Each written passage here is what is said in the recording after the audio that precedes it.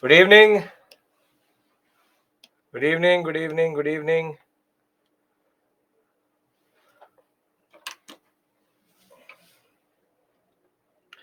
Good evening.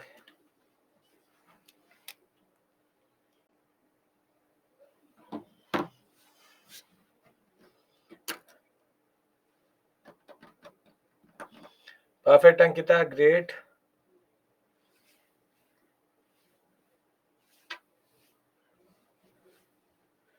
Good evening. Good evening. Good evening.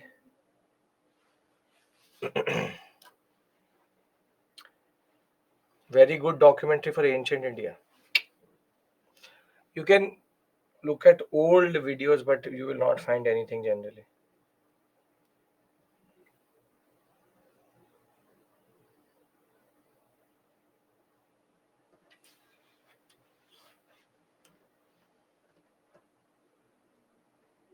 No, Ishita. That would be an anachronist. That is pushing some idea which came very later towards them. Yes, Ankita, if you can do PPT plus NCRT plus the book for revision, it will be enough.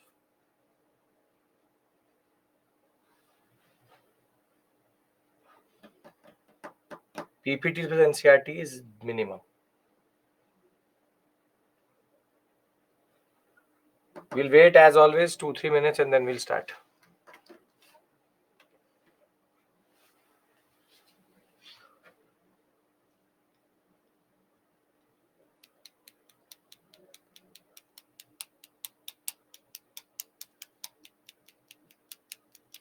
Good evening. Good evening.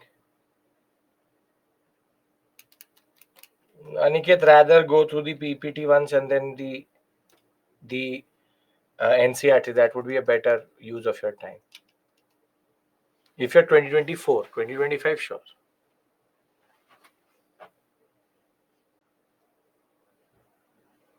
Perfect, Vaishnavi.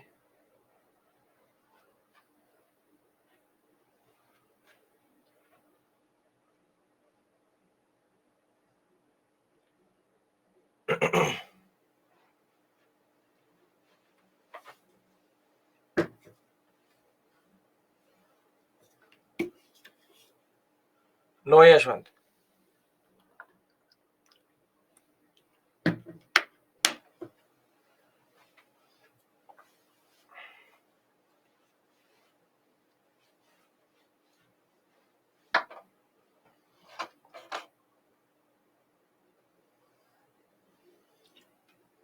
No, Vani PPT or NCRT is enough. That's okay, Shagun. Yes, Kashish. The more you follow current affairs, the better. Yes, Naveen. Karthik, that would not be confirmed. There are multiple concepts about it, but it won't work. Later Vedic period itself, Chandranath. Pastoralism means animal husbandry. If you're reading the new NCRT, new NCRT. If you're reading R. S. Sharma is old NCRT. So if you're reading R. S. Sharma, you're basically reading a PPT plus old plus new NCRT. Full course test on 24th.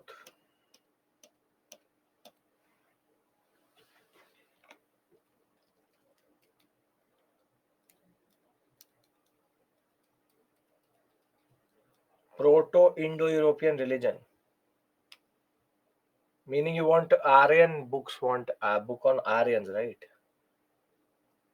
Is that email me? I'll forward the book list. Devanshi, sure, why not? 80 to 90%.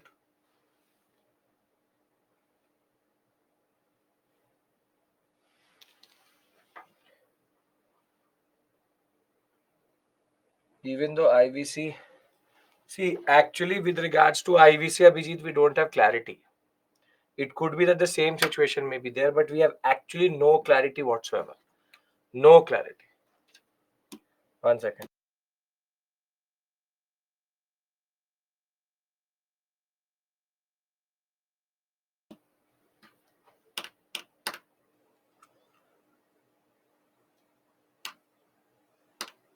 Emina, don't worry about that. Any good movie on IVC? No. We wait 1 more minute and then we start. If there was about, it was about Indo-Aryans. If we are talking about Indo-Aryans, are we talking about Euro-Aryans? Again, you're making up words.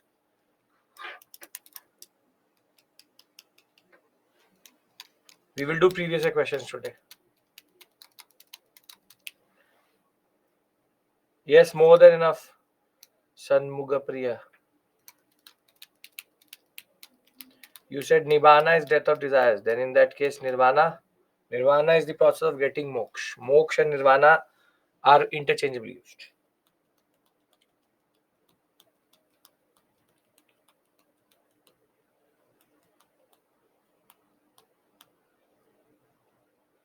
No, Gupta, post Gupta is last part. Okay, so yesterday we discussed Alexander and the Mauryans, and we were able to establish that between 324 321 BCE to 184 BCE there was a centralized empire in India. Now, if you remember, I told you that once I reach Maurya, I will tell you how there's a bifurcation. So we have now started module number 5. 3 chapters in R.S. Sharma. You will not find it in NCERTs itself. Now, the fact is, till this point, I had been doing one basic timeline with you. But today, I will split that timeline into 2. And we have been concentrating on one sector itself. And today, we have to now go beyond that and rather discuss the other part of the story and bring those 2 stories together. As I told you, we had been concentrating on North India, and the North Indian story is a little bit different from the South Indian story, and in that sense, the timelines are also separate. There is a intersection in the first 4 things, which is Paleolithic, Mesolithic, Neolithic, and Indus Valley civilization. Till this point, there is no bifurcation into North and South.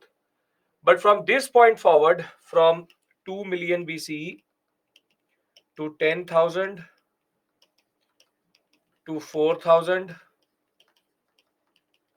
to 2600, the story of North India is thereafter early Vedic, then later Vedic, then Mahajanpadas, then Magad, and the last thing we did was Mauryas. And in that sense, we have been concentrating here only. 1500 BCE, 1000 BCE, 600 BCE, 500 BCE, and 324 to 184 BCE. This is what we've been doing. The North Indian story. Yes or no? Yes. We have been concentrating on this sector. And I told you, when we have covered a certain portion, we will then go to South India and cover that portion together and bring both of them together generally. Now here what we see is that during the early Vedic period till the period of Mauryas, there is something called the megalithic phase.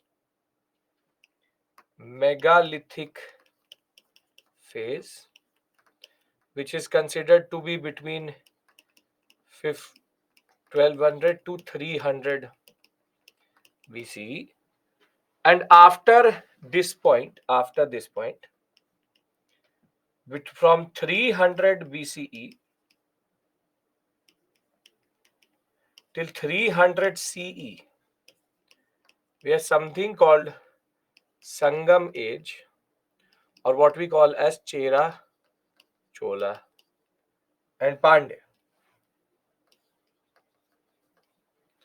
So this phase dominates the southern sector, the megalithic phase, and between the period where in North India there is a lot of what we call as from first urbanization to second urbanization. In South India, the story is a little bit different. Chandrasekhar, you have to tell me what do you mean by that? What are you not following? What is something which you want me to repeat? If you will not engage, then I will never know. So what is the issue? This is the basic thing we've done in the first 5 classes. We started at Paleolithic, Mesolithic, then Neolithic, then Indus Valley Civilization. Then we went to early Vedic, later Vedic, Mahajanpada, Magad, and then Mauryas. And in between this, we had the Alexander's invasion. On the other hand, we now have to complete this phase, wherein we have to discuss 2 things: megalithic age and what is this Sangam age. Sangam age, which is between 300 BCE to 300 CE. So you basically have to now, we'll bring both the stories together and then we'll take both stories together forward. I kept it only one and did not bifurcate it because it would have become very heavy.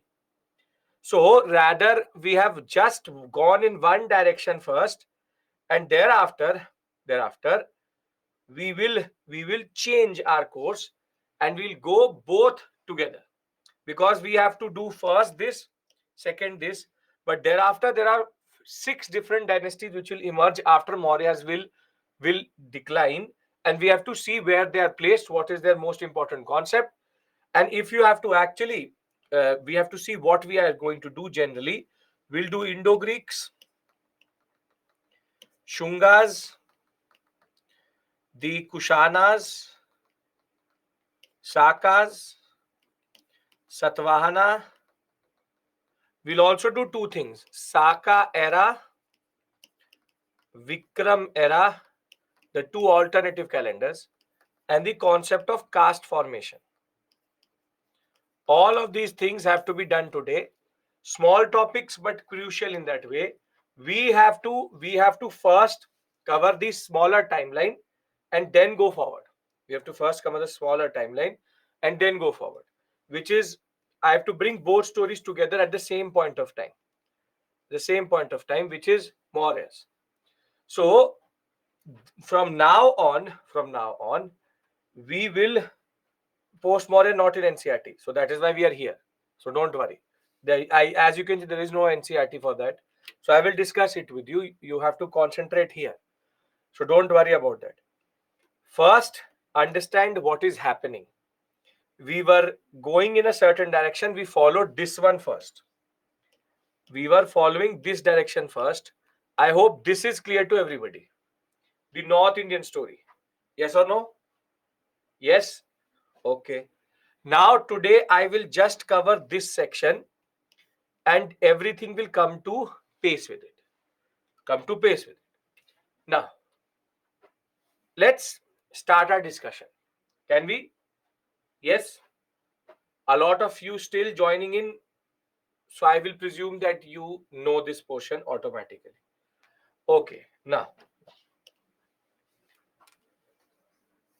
we did Vedic age, we did Mahajanapadas, and we did Mauryas. And from pastoralism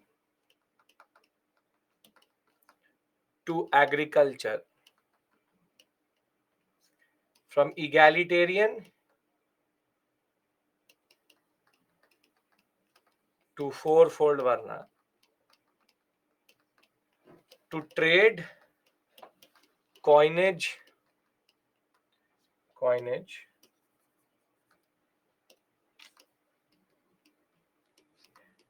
and three religions to centralized empire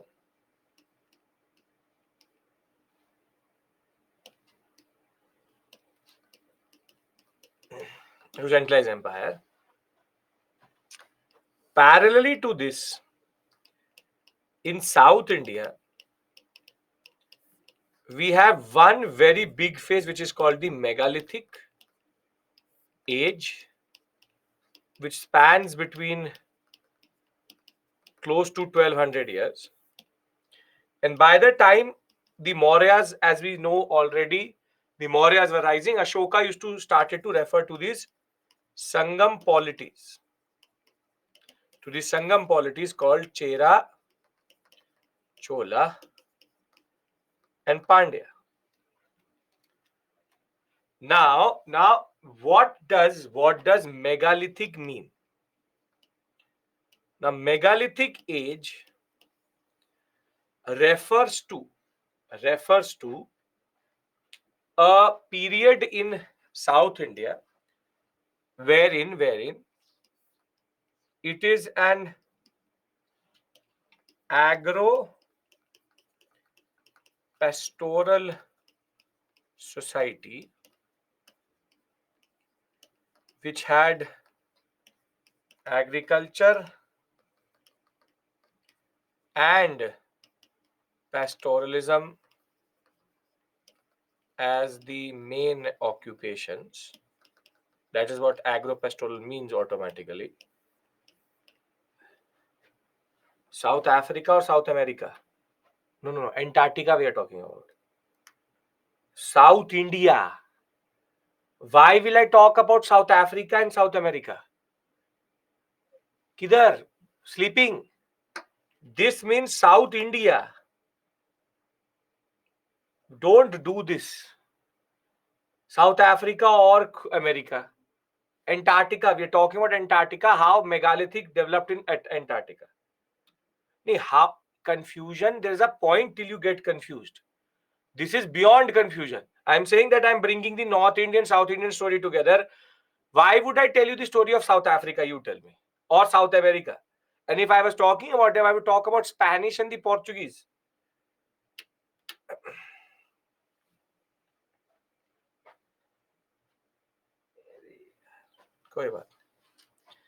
So, agro-pastoral society, which was agriculture and pastoralism as a main occupation.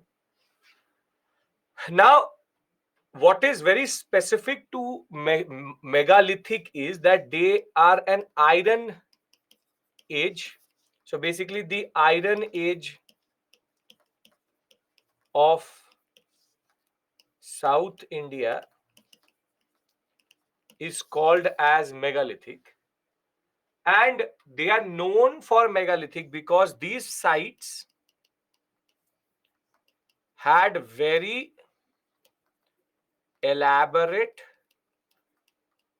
burial rituals, in the sense that if we go to megalithic structure, if we go to megalithic societies, what links all of them is that they always have very elaborate big stone burial memorials. You can see this is how they used to mark that there was a grave here. They use very big stones to mark graves.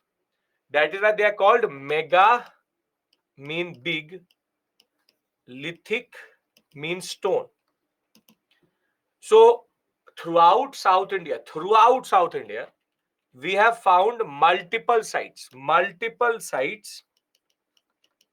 which have these very big burials, plus they have iron, plus they're agro-pastoral. So these are mostly archaeological sites because the fact is archaeological evidence is there, because of the fact that no text or literature has been deciphered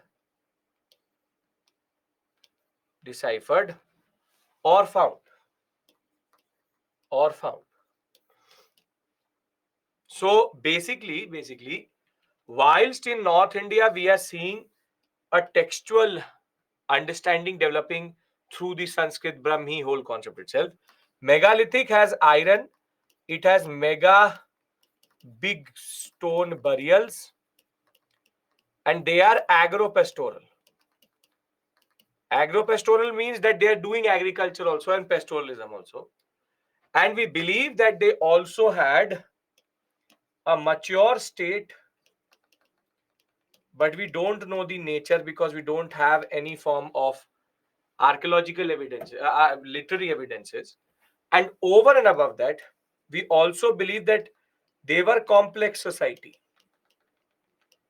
because not everyone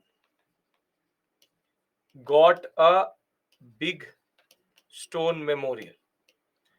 So we believe that these big stone memorials are basically for important people of the society when it comes to megalithic.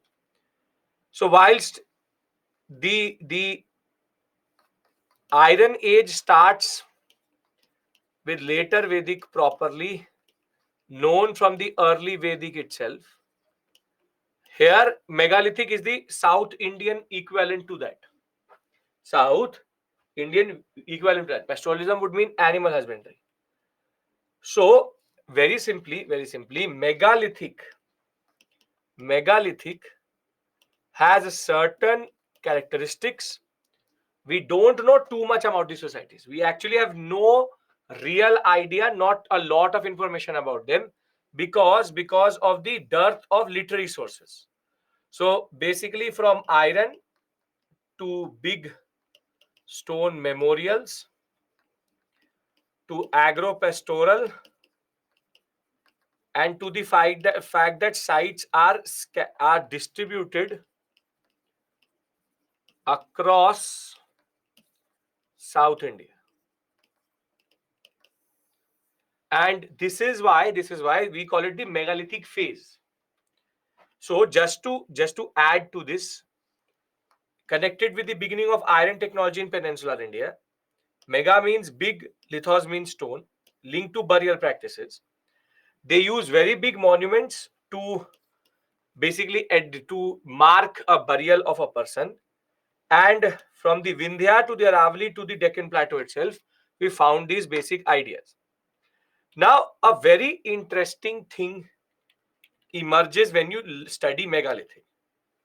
Very interesting thing. Mature in the sense that they had a proper state because it would not have been possible. We have no idea about who is the king, what is the nature of polity. See, when it is based on archaeological evidences, it is all conjecture.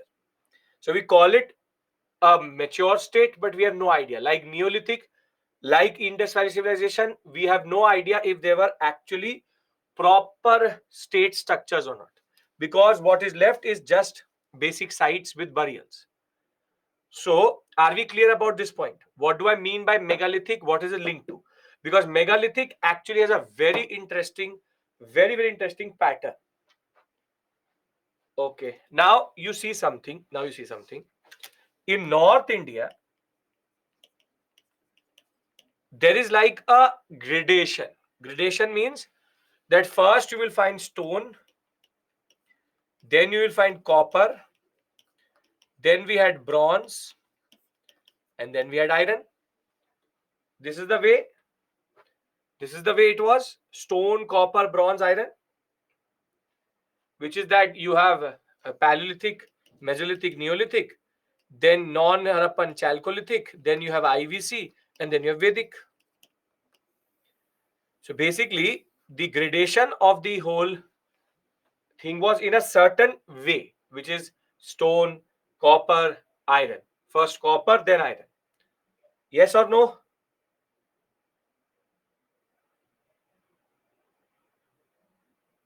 Okay. Now, in megalithic, we see something very interesting. In megalithic, there are two types of styles.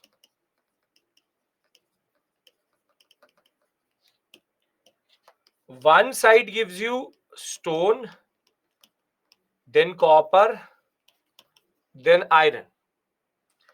But in certain sites, they straight away move to iron itself, which is quite interesting because of the fact that in peninsular sector, they were very, very, what we call as limited copper itself. Copper was coming from Khetri mines in Rajasthan. But when we talk about Karnataka, Tamil Nadu, the whole Maharashtra belt, what do you get more here? In the Karnataka, Tamil Nadu, Andhra Pradesh, Telangana sector, what do you find more? Iron. These are basically the iron deposits of India itself. So they did not have access to copper itself. And because they did not have access to copper, they did not go through copper phase itself. This is a very interesting thing because in a way, they went from there is a concept of Neolithic, then Chalcolithic, and then iron. Here, straight from Neolithic, they go to Iron Age. This shows you how raw material and environment dictates how you progress as a civilization. So in South India, there's no set pattern. In certain sites, we find stone tools and then we straight away find iron. No evidence of copper whatsoever. On the other hand, in North India, we will find in different levels, different things for sure. So with dearth of copper, generally India has a dearth of copper. The fact of the matter was iron readily available meant that they show a very interesting peculiarity.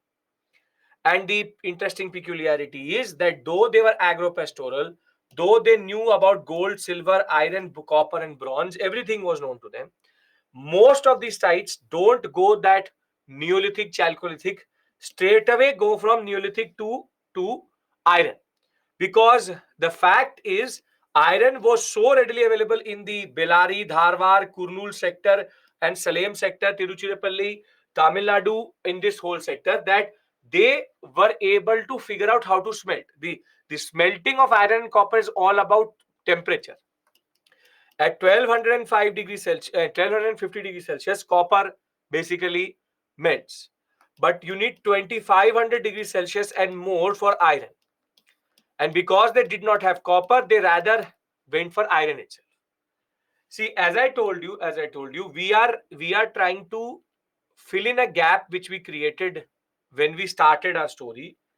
And that simple point is, we started with Paleolithic, went to Neo-Indus Valley, and then we went to early Vedic, later Vedic, Mahajanpada, Magadh, and Mauryas. I brought you till 184 for North India. Now I'm going through the southern sector and telling you that for a very long time, for 1200 years, we have multiple and thousands of sites which we find, and all of them represent a certain interesting understanding. And that interesting understanding is that from the sites called as, for example, Adi Challur, Brahmagiri, what we see is that there is a certain type of gradation and certain type of ideas. What you generally have to understand is when there is from Vedic till Mahajanpada in south north, in south you have megalithic at that point of time. And megalithic in that way is linked to what we call as big memorial stones, iron, agropastoral, and complex society. We see a state also, but we don't know the nature of it, and that is it. Are we clear about this? For an optional level student, there's one more stage in which they have to learn these names of different dolomite, cyst pest, and this and that. You don't have to do that. That's for an optional level student. So when I now show you this, does it make sense what was happening in South India? Because then I want to discuss Sangam. Are we clear about this? Yes. Now North and South story till 300 C is proper. 300 BC is proper. Can we just assume that agriculture, there is complex society? There is standard protocol. If there will be agriculture, there will be complex society. And the fact that only some people get these big burial stones means that there was complex society. It's not a assumption, it's a formula. It will always be there. This means South was backward than North. That would not be true. Just because you don't have text, you have no idea what this area looked like.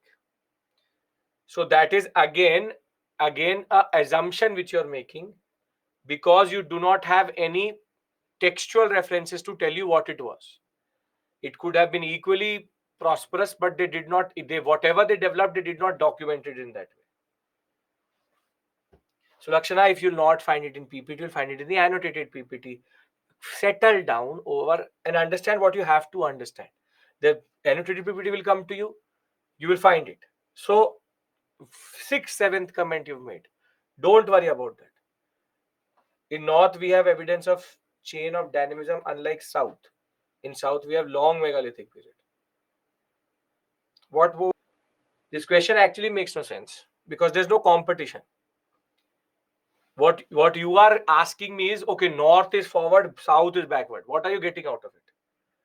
You have not a story which is written down and that you know about and you're talking about it.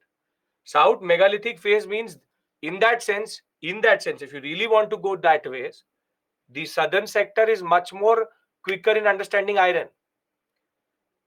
And they were very quick to realize from stone they went to iron, which rather shows a little bit of more maturity when it comes to technology and understanding of metallurgy.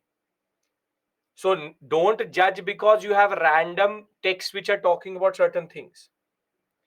Sir, megalithic period is simultaneous. Say simultaneous. That is why they are on the same timeline.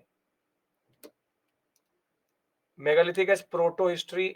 Not in a we call, yeah, you can call it proto, but we don't have text. So it's prehistory, proto history in between. Okay. Devansh, wrong question, wrong place. Why Kozhikode given the city of literature title? I should have asked me last night, not here. Okay. Did North and South have cultural disputes? Again, politics. Why? Why would there be cultural disputes? Rather, South will start to take under the Sangam period. There will be percolation of Vedic society into South India. Is there one thing to understand? Why are you talking like South India is in for example Australia? Obviously, there will be trading of North and South India. The whole subcontinent as a unit is one. Why are you saying that? Is there obviously there would be trade? Obviously there would be trade. When Uttar Path and Dakshin Path is there, if Dakshin Path exists, then they exist for the same reason, right? Dakshin Path will emerge here. If Dakshin Path is emerging because there were societies and structures which were there in South India, right? So this othering type of thing, why are you doing?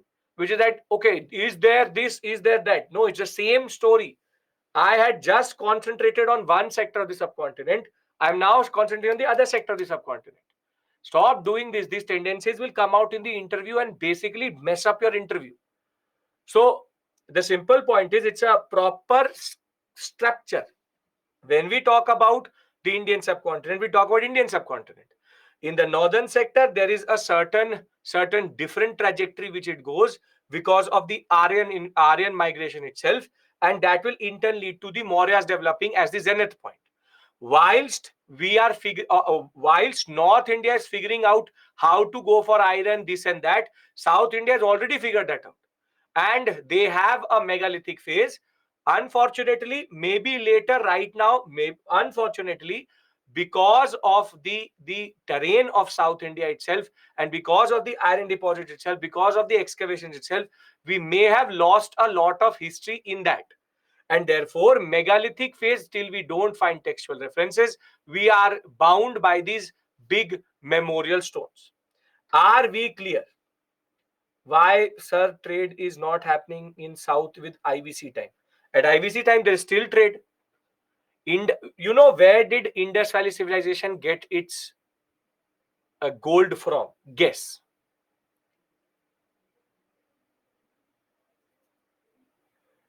Guess where did the gold come from? KGF. It used to come from Kolar. Karnataka, there was trade between the Chalcolithic societies of Karnataka with the Indus Valley civilization. When we have dated, when we have actually checked the gold, where is the origin of that gold? It is coming from Kolar goldfields in Karnataka. So what you are doing is you are creating two units. I am trying to bring both of them together. That is the point I'm trying to make to you.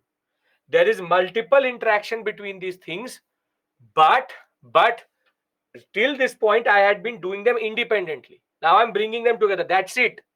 So IVC people also had trading relationship with other cultures.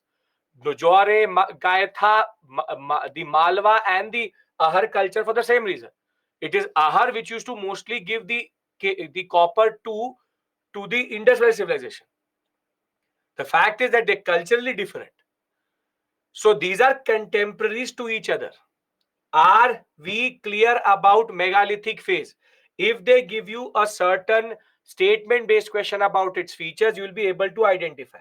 Yes, both north and south are developing in the same period. North we know more because of the texts.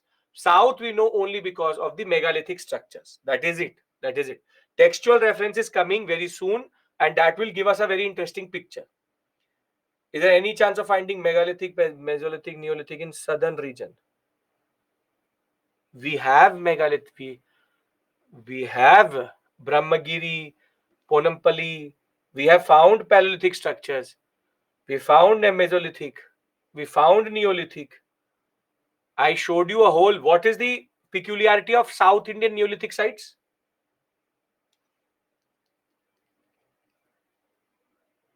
What is the peculiarity? Ash mounds. So XY, whatever your name is, obviously it's not XY. What you didn't pay attention. We did. We have been talking about Paleolithic, Mesolithic, Neolithic sites. After that, I went into a certain direction. I told you about non-Harappan Chalcolithic cultures. And thereafter, I just stopped there. And now I brought both of them together. Okay, now that megalithic is done,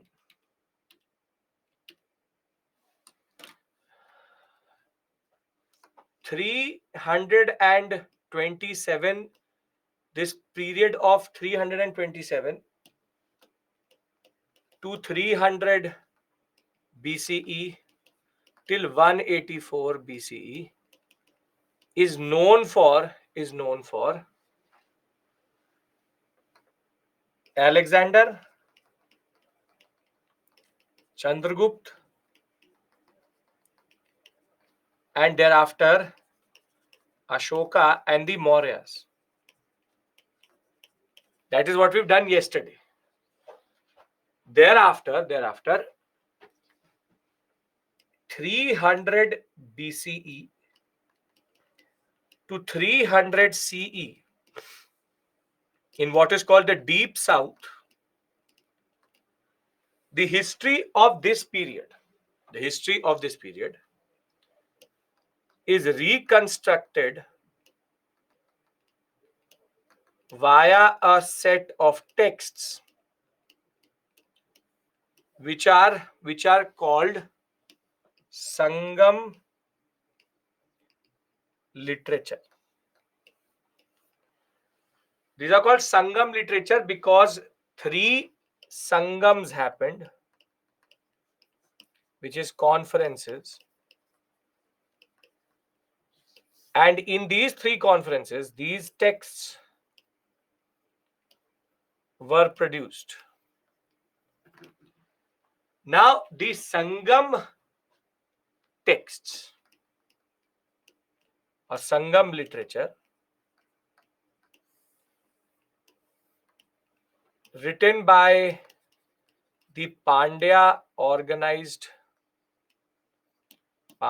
kingdom organized Sangams talk about Sangam polities. And these polities are basically the story of Cheras, Cholas, and Pandyas. And what we know now of is that the Mauryas also referred to the Cholas, the Pandyas, and the Kerala Putras, which was basically reference to the Cheras. So these things match together, and in a way, the Sangam literature and polities are contemporaries to Mauryan dynasty. But what is interesting is they will outlive the Mauryas. They will outlive the Mauryas because they will go beyond 184, they will go till 300 C. While the Mauryas survived only for 200 years, they will survive for 600 years.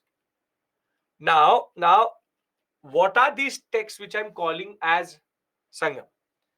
So the old Tamil earliest texts which we get after the megalithic period are called the Sangam literature. This is basically the Vedic age of South India, because we now get to know very interesting things. And here there was an academy, a Sangam of scholars, which was maintained by the Pandyas at Madurai, who compiled these texts, telling us a story between 3rd century BC to 3rd century C in South India. And they talked about the Chola Chelas Pandyas. And unlike the Vedas, where there are only 4, Rig, Yajur, Sam, and Atharv, here there are multiple texts which are together called Sangam literature. There are some early works, there are some anthologies, which is basically celebratory histories. There are some poems, there are certain epics together. They all are called Sangam. Now, the 3 Sangams, one happening at Madurai, the other one at Katapuram, and then after again at Madurai, chaired by different people, produce these texts.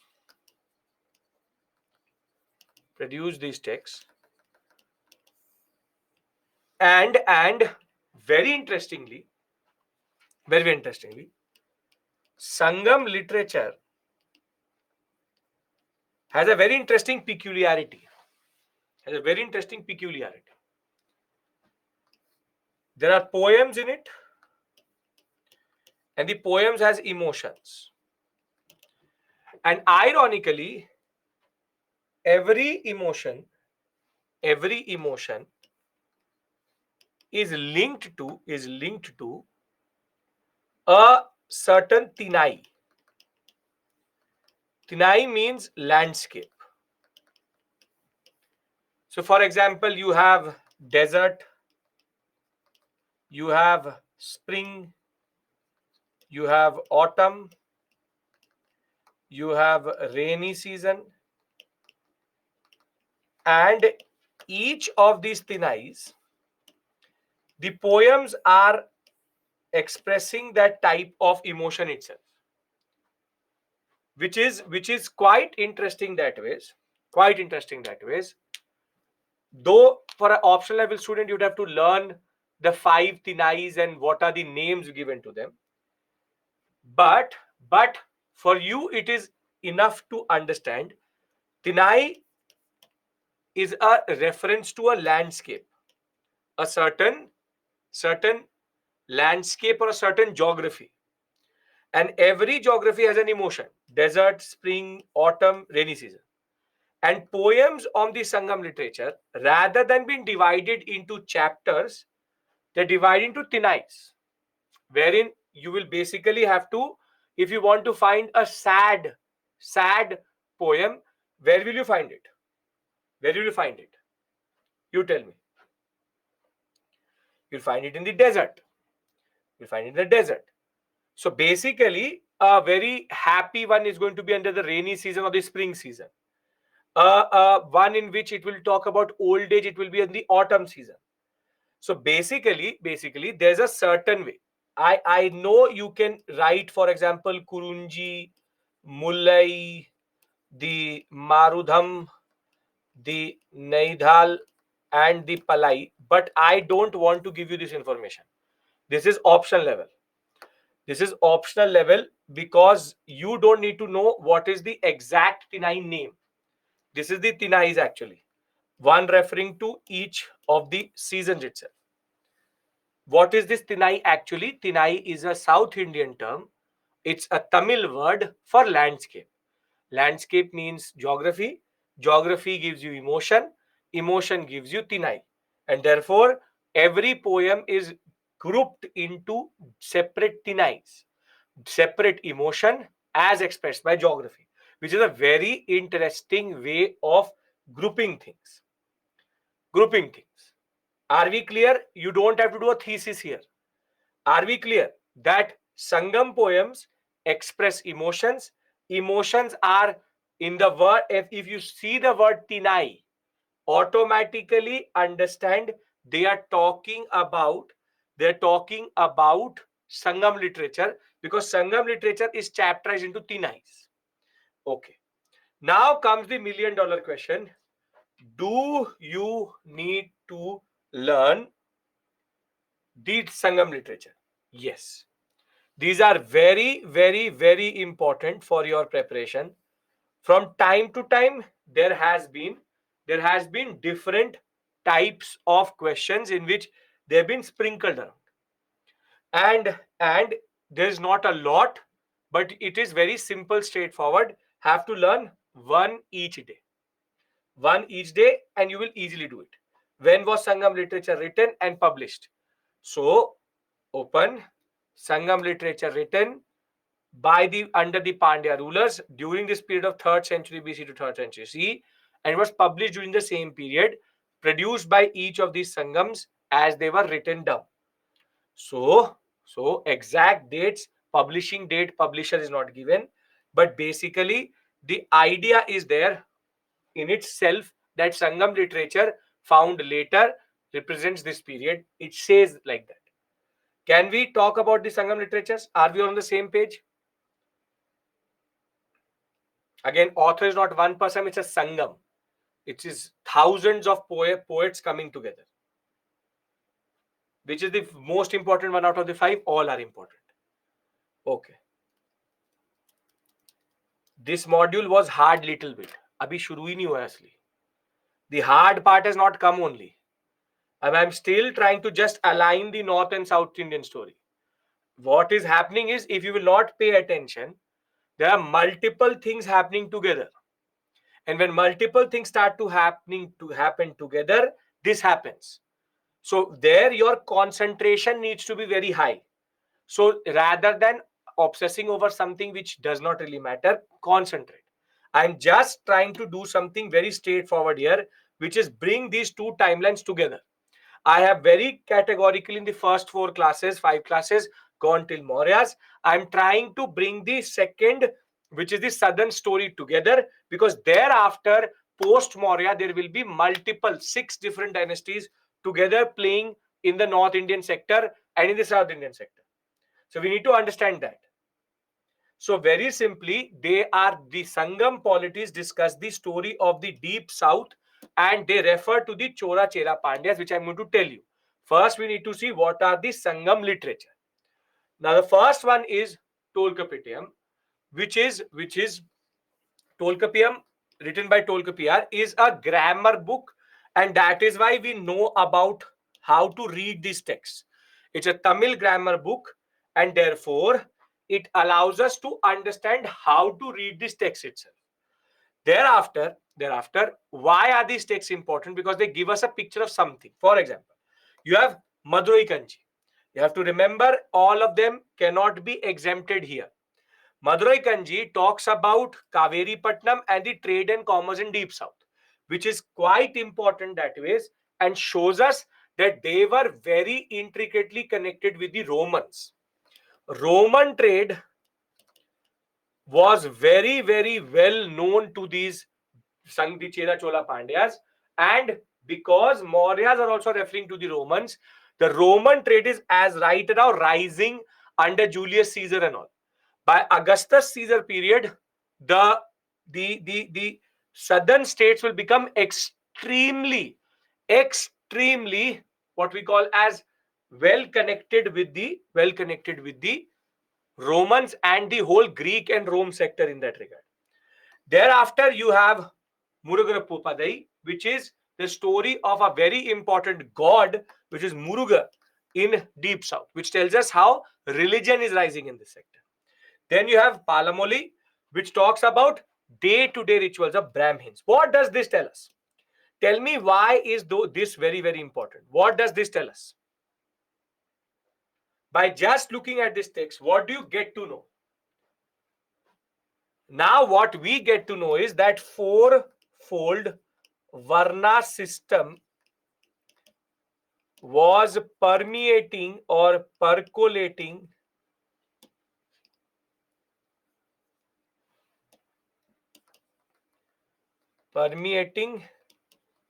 into South India. So till the period we have megalithic, we don't know about the social division. But now we can see that the day-to-day rituals of the Brahmins are talked about. Thereafter, the most important text which comes in the examination from time to time and is quoted by our finance minister every year, which is Thirukural by Thiruvarur. This is a very, very important text because this is considered the morals and ethics book of South India. If you have ever seen the budget as presented by Nirmala Sitharaman, you will see that in every budget, the first chapter before the chapter begins, there's a quote, and that quote is mostly from Thirukar, which is that she tries to express what is the moral and ethic behind that chapter. She's been doing it for the past since she's been finance minister itself, but every time she quotes that and then she starts reading the chapter itself. So that ways these texts are quite important and generally are important for your preparation. Now, this year there was a question 2023, where there was a story, there was a word which was given. Now, that question out of Sangam literature was a even higher than academic level question, because the word which was given was basically referring to ritualistic suicide, which the Sangam polities or Sangam rulers used to do when they used to lose in war. But now the point is, there is nobody who can basically go through each and every Sangam text and learn each and every word which is written in it. So the basic advisory which I always give my students is, with regards to Sangam, if it is a standard question, attempt it. If it's an extremely difficult question where they're asking you terminologies, be it Sangam, be it any text, don't take a negative there. Don't take it on your ego that I will solve that question for sure because my life depends on it. No. Out of the 15 to 20 questions which will come out of history, there will always be 5 to 6 which base, not Korkai and Muziris. That is a very easy question. The out of 5 to 6 questions, out of that 20 questions, 5 to 6 will always be difficult. 25% of every subject and the whole paper is always difficult. So you just simply stay away from an area where you think it is too much. This is where you draw a line. Much like Buddhism, Jainism, you draw a line here also. What I'm telling you here, if the questions are coming from this area, sure. If not, you don't have to do a thesis on Sangam literature. The basic point is, if 15 questions are coming, 15 to 16 out, maximum 20, goes till 25 also. Ancient, medieval, modern, art and culture. Out of each one of them, 1 to 2 questions or one question will be very difficult. Every time. This is true for polity, this is true for economy, this is true for geography, this is true for current affairs.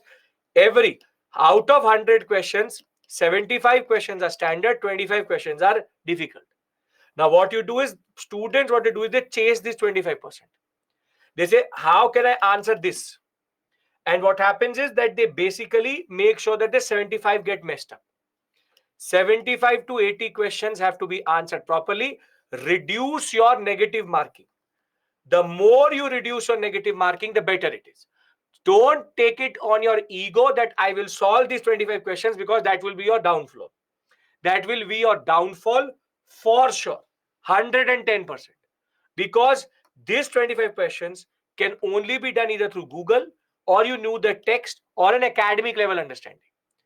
And that is not possible for you when it comes to GS level preparation. Are we clear about this? I'm giving you a disclaimer here itself, because when you will see the mocks also, you'll find multiple random questions. Because now the standard has been set. They have given one question on Sangam literature term. They will give now in every mock, there will be one question for sure. But that is not the way UPSC works. They will automatically change the pattern and nobody will get to know automatically. That is the standard thing which UPSC does. One time they ask a question, how many states are there between A and B? How to reach that point? They ask that once. Now every mock has that question. Since that day, since 2018, they've not asked this question only. That what is the total number of states between each of these? 1 year they asked NH number. What is NH number 1? NH number 2 goes from where to where? Asked once. Now every student becomes a truck driver, remembers every NH. But they have not asked any question related to that since the past 6 years. So the student who came to me and said that I remember each and every NH. And I said, okay, 44A and B are there. Now you tell me, where does 44A and B go? Don't have to become a truck driver. These people do it, which is start to learn NH names. Don't do that. One time question came. That is called paper chasing. If you chase the paper, for example, in national parks, you can learn national parks, maximum 50, 60. There are 483 world wildlife sanctuaries. Can't learn that. So always know where to draw the line, and I'm drawing the line for you automatically. Extreme questions, extremely technical questions. The biggest thing is close your eyes, ignore it, move forward. Do that paper where you can get that 100 and 120 and your job is done. Prelims marks is also not added to your merit. Right? Can we talk about the further Sangam text? Because I know people will become emotional here. They will say, that question came, this question came, that question, what about that? I know. Don't have to worry about that. Okay, now. As it is, we'll do previous year questions today, so don't worry. Now, the 3 epics, which are considered quite important that ways, the Shilapadikaram, the Manimangalai, and the Shivaga Siddhamani are quite important because of 3 very simple things. This text talks about the Chola rule and how Vedic Brahmanism was coming through into India or into South India. This talks about Buddhism, this talks about Jainism. So basically, these 3 epics in a way tell us how each of these religions were reaching and percolating into the southern sector. And you can see that the competition which is there in North India now is getting replicated in South India also. And whilst in the megalithic period, maybe they were immune to this form of understanding, now they aren't. Now they aren't, because now the Buddhism, Jainism, the Vedic Brahmanistic ideas are coming through. So the first thing was to remember these, what is called 3, and this total 1, 2, 3, 4, 5. That's it. Total 8 text I'm asking you to remember, not more than that. And I'm asking you to generally know that they represent the nice, and they are in a certain period, they tell us the story of certain rulers. Can we discuss those rulers? No, Pavitra, they can ask you statement based questions also. Those are easier. If there's a quiz question, you can't do anything. In the examination, you should have the ability to understand which question is difficult and very easy. Quiz questions, where I ask you, tell me the meaning of this word, you can't figure that out. Statement based questions, you can find words, there are certain ways of decoding it. That is the art of giving an examination. That is why giving mocks is very, very important. The more mock examinations you give, the better your skill develops to identify the level of the paper. What students don't understand is, if the paper is difficult for you, it is difficult for everybody. Then the cutoff is only going to go for 88. And if it is very easy, it is for everybody. So what happens is, when it is difficult, you start to hyperventilate, and then you start to do the same mistake. Attempt as much as possible and take so much negative that even if you would have crossed it randomly, you would not cross it again. This is called the art of giving the examination. UPSC is a mind game. And this is not just true for history, it's for every subject. It's a mind game. Can you hold your nerve there? Whatever level of preparation you have, you can read every book, blend it and drink it. But 60% or 75% of the paper only you will know. Sometimes only 50%. 50% is all about what you can do there. If you've given the prelims previously, you would know what I mean by that. That basically close to 50 questions everybody can do. It's above that 50 what you can do. Pre-marks are, according to category, can range from 50 to 88 according to which category you belong to. Okay. Now, the first dynasty, or the first what we call as polity, which the Sangam polities talk, or Sangam literature talk about, is a one which is known for its its pearls. And this came in the examination straightforward. This time, that with reference to Korkai Mujri, what are they? And it say, basically straightforward, was port cities. But the Pandyas, talked about first by by Megasthenes, later also referred to in the Ashokan edicts, they had their most important capital town in Madurai. Madurai, they are known for their Roman trade, and Roman emperors such as Augustus, Caesar, and Trojan knowing about Pandyas. And they are also referred to in the Ramayana and the Mahabharata text. And therefore, what we understand is that the Pandyas were known across the subcontinent for their pearls and their trade. Now, there is only one ruler who is actually properly referred to in this text. There are others also, but the whole history revolves around Nadunda Jelian. And he is to be seen doing Ashwamedh. He doing Ashwamedh refers to what? He doing Ashwamedh Yagya means what? This means that ritualized kingship of the Vedic period has now again percolated into the southern sector. And this is what we want to see, which is that there is some way, there is ideas coming from the north, and the Mauryans are basically pushing it. There is a percolation of Vedic Brahmanism into this sector. So for Pandya, you only remember Nadunda Jelian. Thereafter, you have the Cholas. Cholas are basically modern day, what we call as Tamil Nadu sector. And they are known for their Kaveri Patnam, Urayur, and Kanchi. But at this point of time, the two most important cities for them were Urayur and Kaveri Patnam. Kaveri Patnam is their port city. Urayur was their capital. And they keep on changing their status with regards to first and second capital.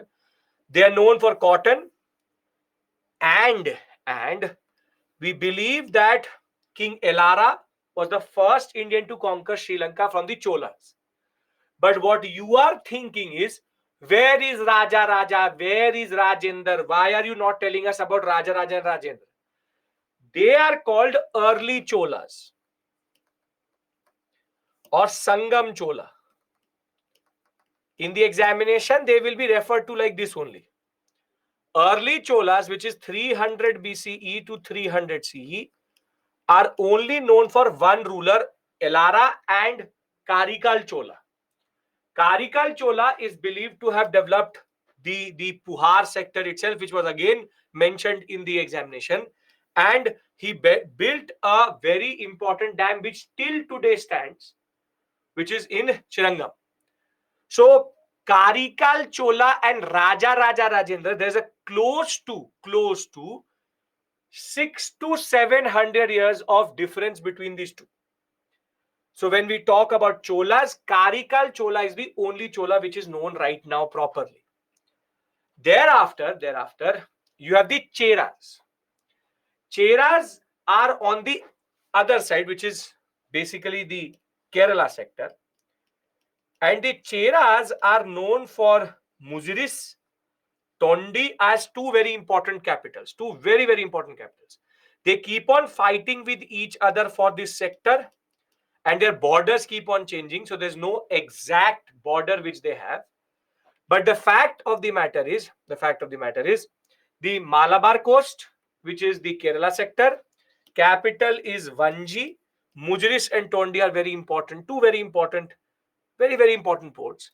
What is more important is Augustus Caesar even built his own temple in the Chera sector, whilst the Romans having two regiments placed in Muziris. Muziris they used to see that they were worshipping their gods, so they developed their own god, which is Augustus Caesar, and he has a temple there. And the two regiments of the Romans were always placed in Cheras because Cheras had the best connection with the Romans itself.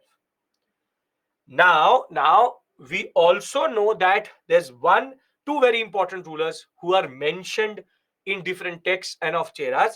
One is Udayanjeral and Senguvatan, which is Red Chera, who's known for developing a very, very, very important, what we call as religion and cult, which is the Kanagai, the Patani cult, which still exists in Kerala in that regard. The simple point is, Chera, Chola, Pandya, you don't have to remember every ruler. Pandya, Nadun, Jalen. Thereafter, Chola, Karikal, and Elara. Chera, you have Red Chera, also called as or Senguvatan, and we have Udayan Jeral. Udayan Jeral. That's it. Can you remember these 5 names? That's it. Nothing more, nothing less. The real Cholas will come later. This is the early Cholas. Yes? Okay. After this, I give you a breather. Then we go to what we actually have to do. When we look at the administration, we again have multiple terms which emerge. For example, Mana, Vendan for the king itself.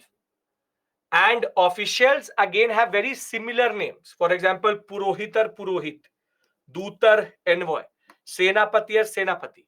But there are two words which are specific. One is this and the other one is this, which is Amyachar, which comes from Amatya, which is minister, and Orar, which is spy. Thereafter, there's also a way in which they divide the whole sector. The biggest province is called Mandalam, then district is called Nadu. You can have a small town, Ur, then you have a big village and a small village. Till today, these terms are used, which is Perur, Sirur, and Ur. Small towns could be called Ur, big villages were called Perur, and small villages are called Sirur.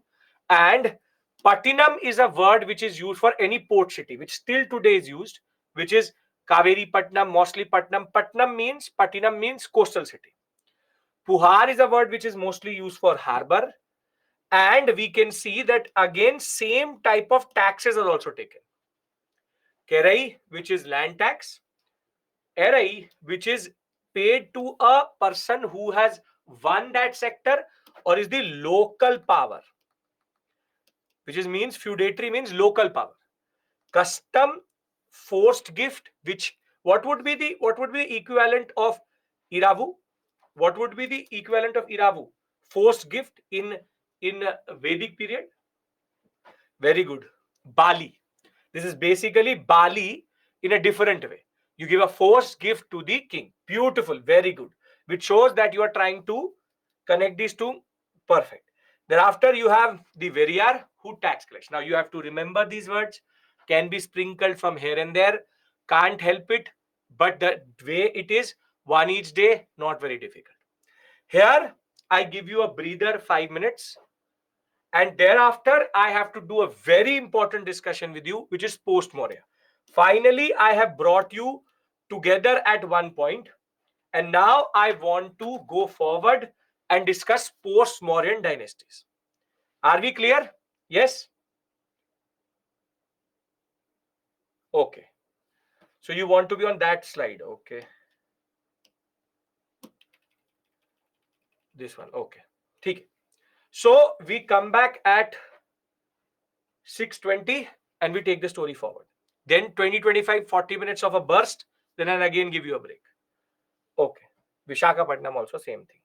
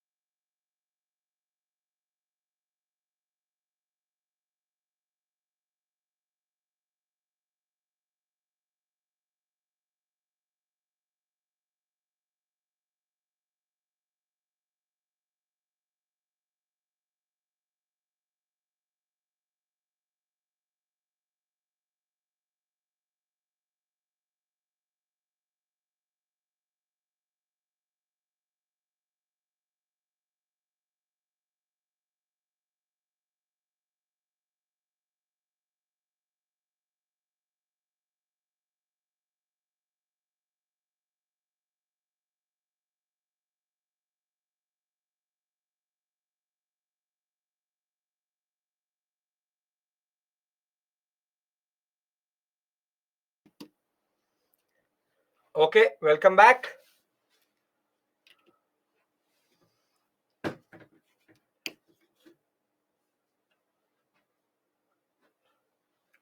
They do not Vedic people did not trade. Mahajanpada Dakshinpad talks about it. Okay.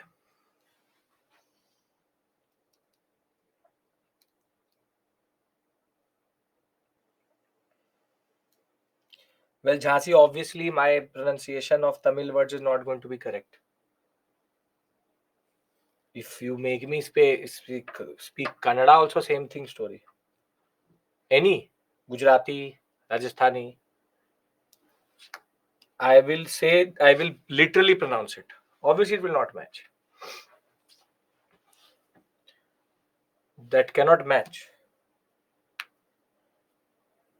Hindi also, I will mess it up. Don't worry. Most probably, I'm messing most of your names also. So, I'm consistent that way. I mess up names also. I mess up Tamil names, Kannada names, Malayali names, everything. So, in the examination, nobody is going to ask me to say Tolkapitiam or whatever it is. I have to identify it. So, doesn't really matter. I know Portuguese though. So, Portuguese I can.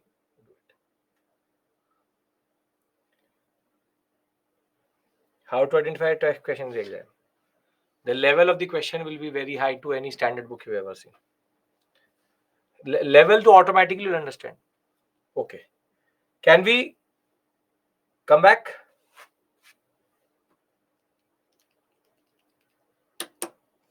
Yes? Okay. It's not about minding. I can't do anything about it. Mind करके भी क्या करूँगा? The fact is I can't change it, right? Every batch I will pronounce it the same way. Wrong, right, doesn't matter. Okay. I take it as constructive. Obviously, I know that I'm not pronouncing it correctly. Okay. Now see, we started with a certain mission. We started with a certain mission. And that mission was to bring two stories together. One was the North Indian story, which we had already been doing. The second one is to bring the southern story till 184 BC. So what we've established basically till this point, what we've established is that whilst there is Vedic Mahajanpadas, Magad and Mauryas, 184 BC, we have megalithic, and then we have Sangam.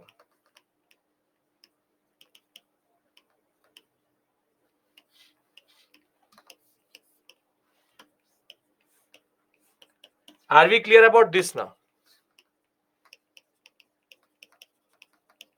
This is what I wrote in the beginning. Okay, now from here on out, things will become more complicated because there are not one but multiple dynasties at play here. Now, when I talk about post-modern dynasties, I'm talking about the period between 184 BCE till 300 CE. This period is called post-Maurya. This period is called post-Maurya. And here we have Shungas, Sakas, Indo-Greek, Kushanas, Sangam, Satavahanas. Now the point is, we need to make sense of this area, and half of it can be done by just knowing where they are placed and what is their sequence. Because most of the questions can be managed like that only. Obviously, if you know me now, you would know that I am not going to do a thesis on each one of them. That is not my purpose. Rather, whatever is necessary, we will do, and we'll create a certain picture. So what I want to do in the next Kanav is after. What I want to do right now is that I want to create a picture in your mind. First, I need your imagination, and then I will give you a table. Can I use your imagination? Again, how we did it in, for example, the Alexander period. Yes, okay, perfect. So let's start imagining. We are in the period between 324 BCE, and we are between this period 324 to 184. At this point of time, there are two basic units in India. One would be the Mauryans or the Mauryan Empire, and the other one is Sangam. If I want to add one more sector, I add the contemporaries of the Mauryas here, which is called the Seleucid Empire. This is the basic configuration. Yes or no? These are three units which we saw between 324 to 184. This is what we saw. And they are stable to one another. They are stable to one another because this border, in that sense, was a friendly border. However, 184, something happens. In 184 BCE, the commander-in-chief, the Senapati of the Mauryan dynasty, ironically a Brahmin named Pushamitra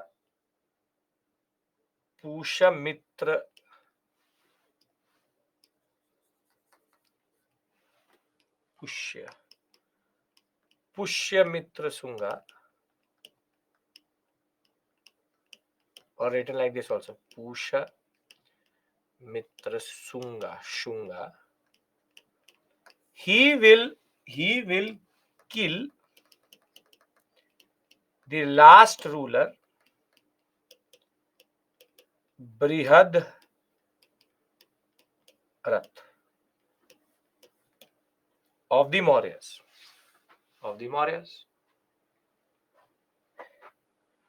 Now, this means that Mauryan Empire was declining and was now going to end. Now, you will ask me a question, sir. How did Mauryas decline? How did the Mauryas decline? And I will tell you that every dynasty declines the same way. Every dynasty declines the same way. Every empire declines the same way. And there's a certain recipe for it.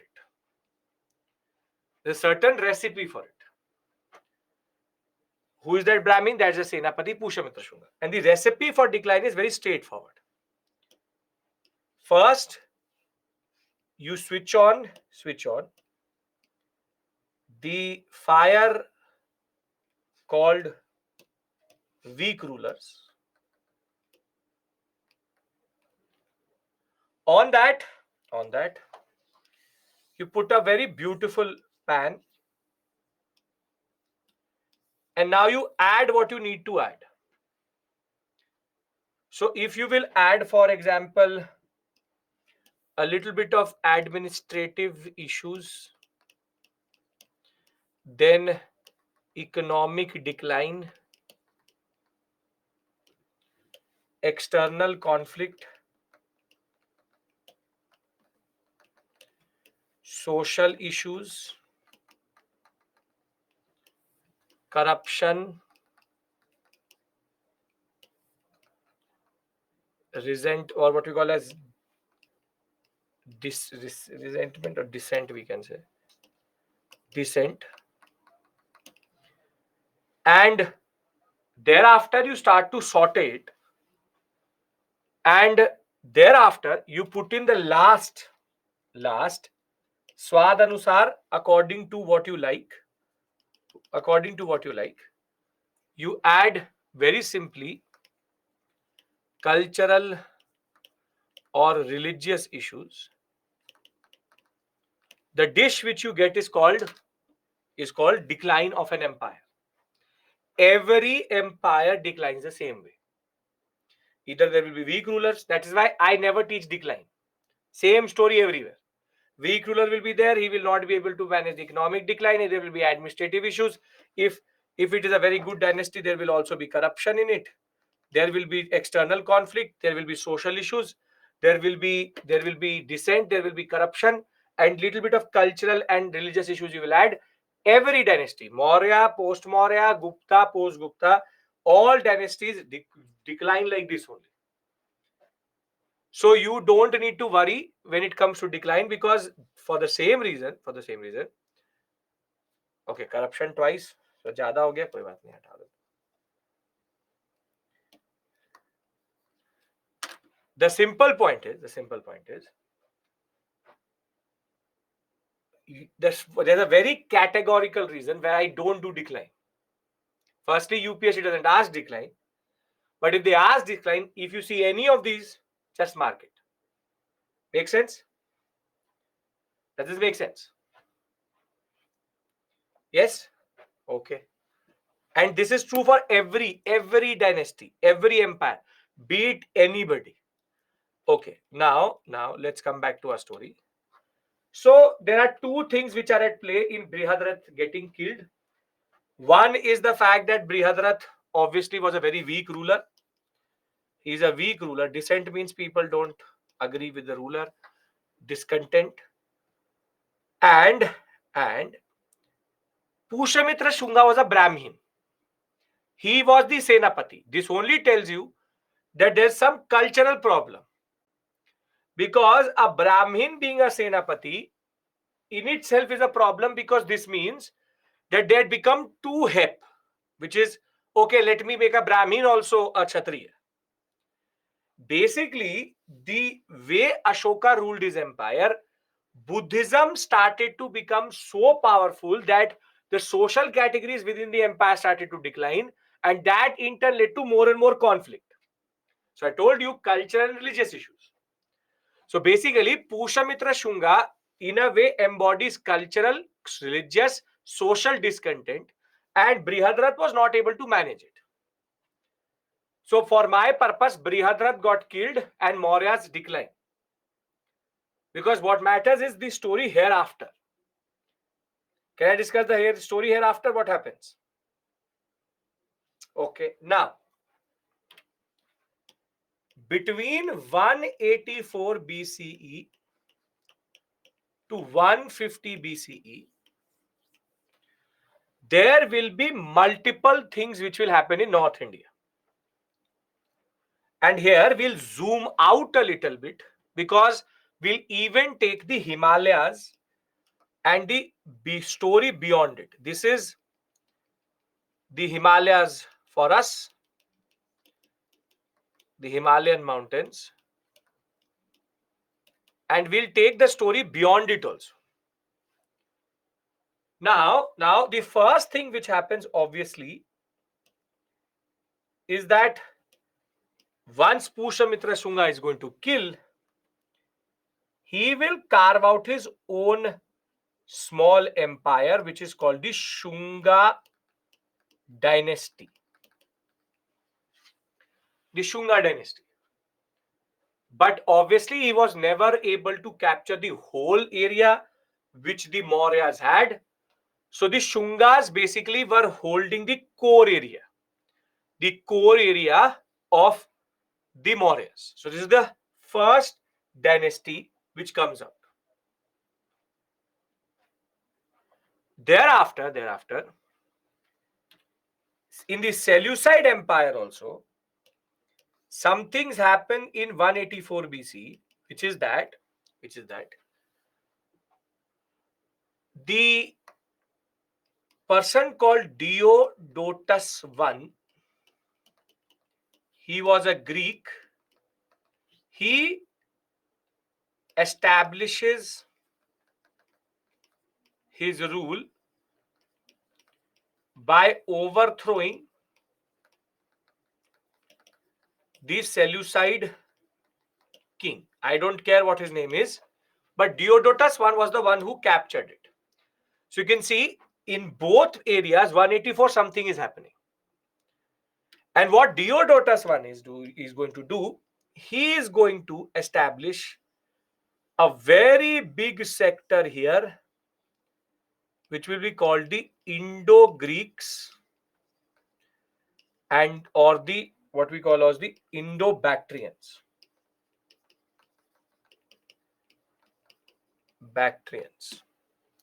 Indo-Greeks or the Indo-Bactrians. They used to rule from a place called Bactria, and they had two sectors. The Hindu Kush Mountains, two down. The Hindu Kush Mountains basically were like the dividing line. What is the place where Afghanistan mountains and the Himalayan sector come together? What is it called? Geography. It's called the Pamir Knot. I'll show you a map also, don't worry. It's called the Pamir Knot.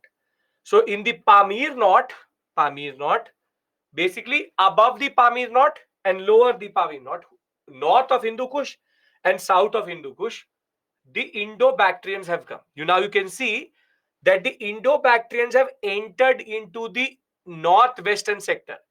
Till Punjab, Haryana, now the Indo-Bactrians rule.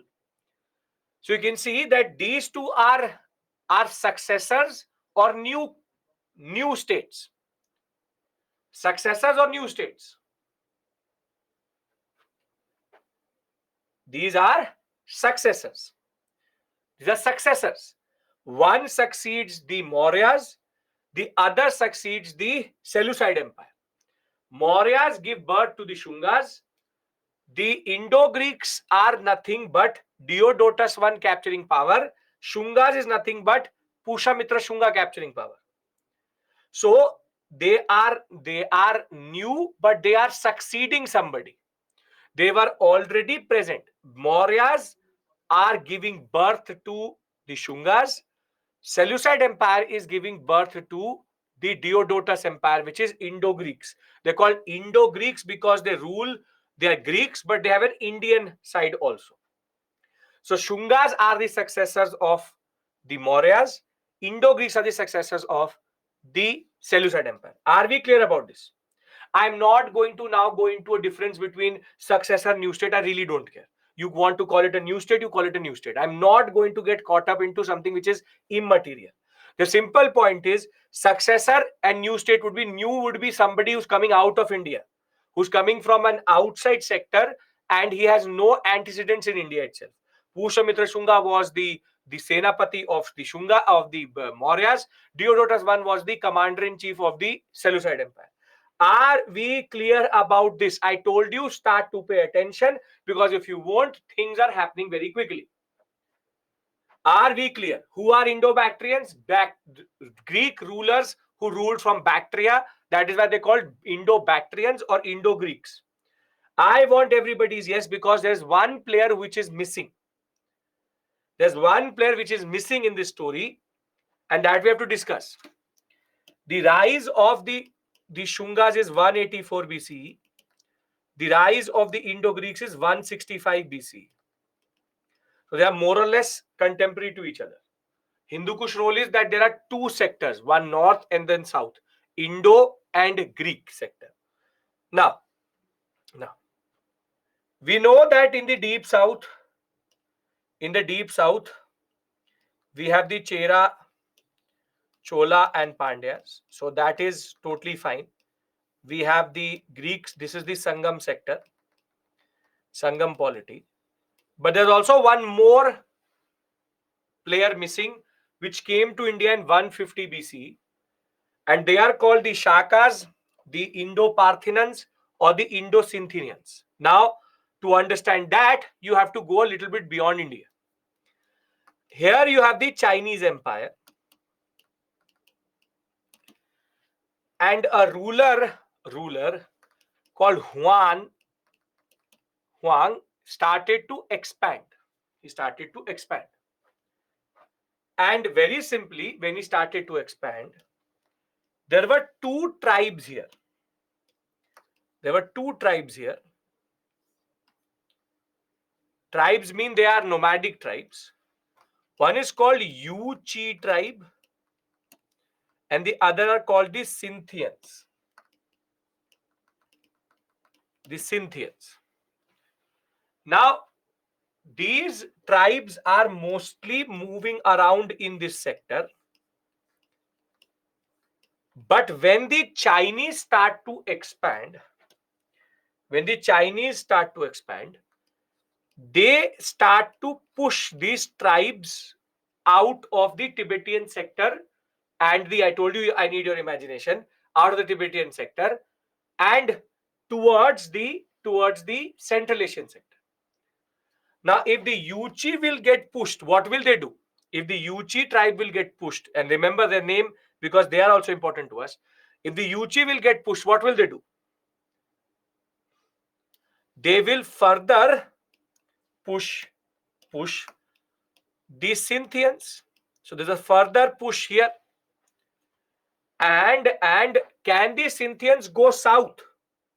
Can they go south? No, because the Indo-Greeks are there. So what they do is that they rather go around the Indo-Greeks from an area called Parthian, which is nothing but modern day Iraq-Iran sector, and they tuck between the Shungas and the Indo-Greeks, and they take the name in India as Sakas in 150 BCE.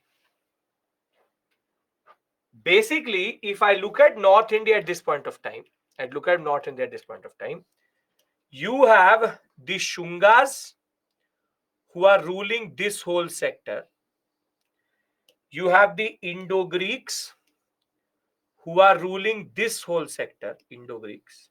And here is Bactria.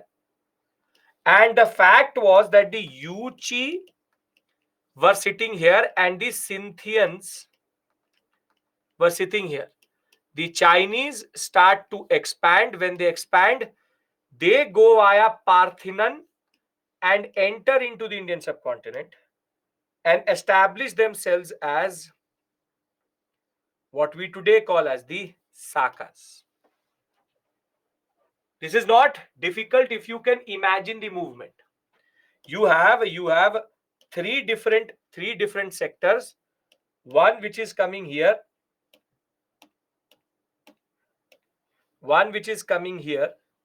This is just nothing but the Mauryan Empire. The other one which is coming here. And the Sakas enter from this area. That is why they are called Indo-Parthians or Scythian Parthian, but they also call themselves as Sakas. So basically, India in the northern sector got divided not into one, not two, but three different actors. The southern sector is held by the Chera Chola Pandyas, Sangam. This is 184, 165, 150 BCE. Are we clear? This is Shakas, this is Shungas, this is Indo-Greeks. Does this make sense what I'm trying to show you here? Which is the movement, because you have to remember the Yuchi, because the Yuchi are sitting where the Scythians are sitting.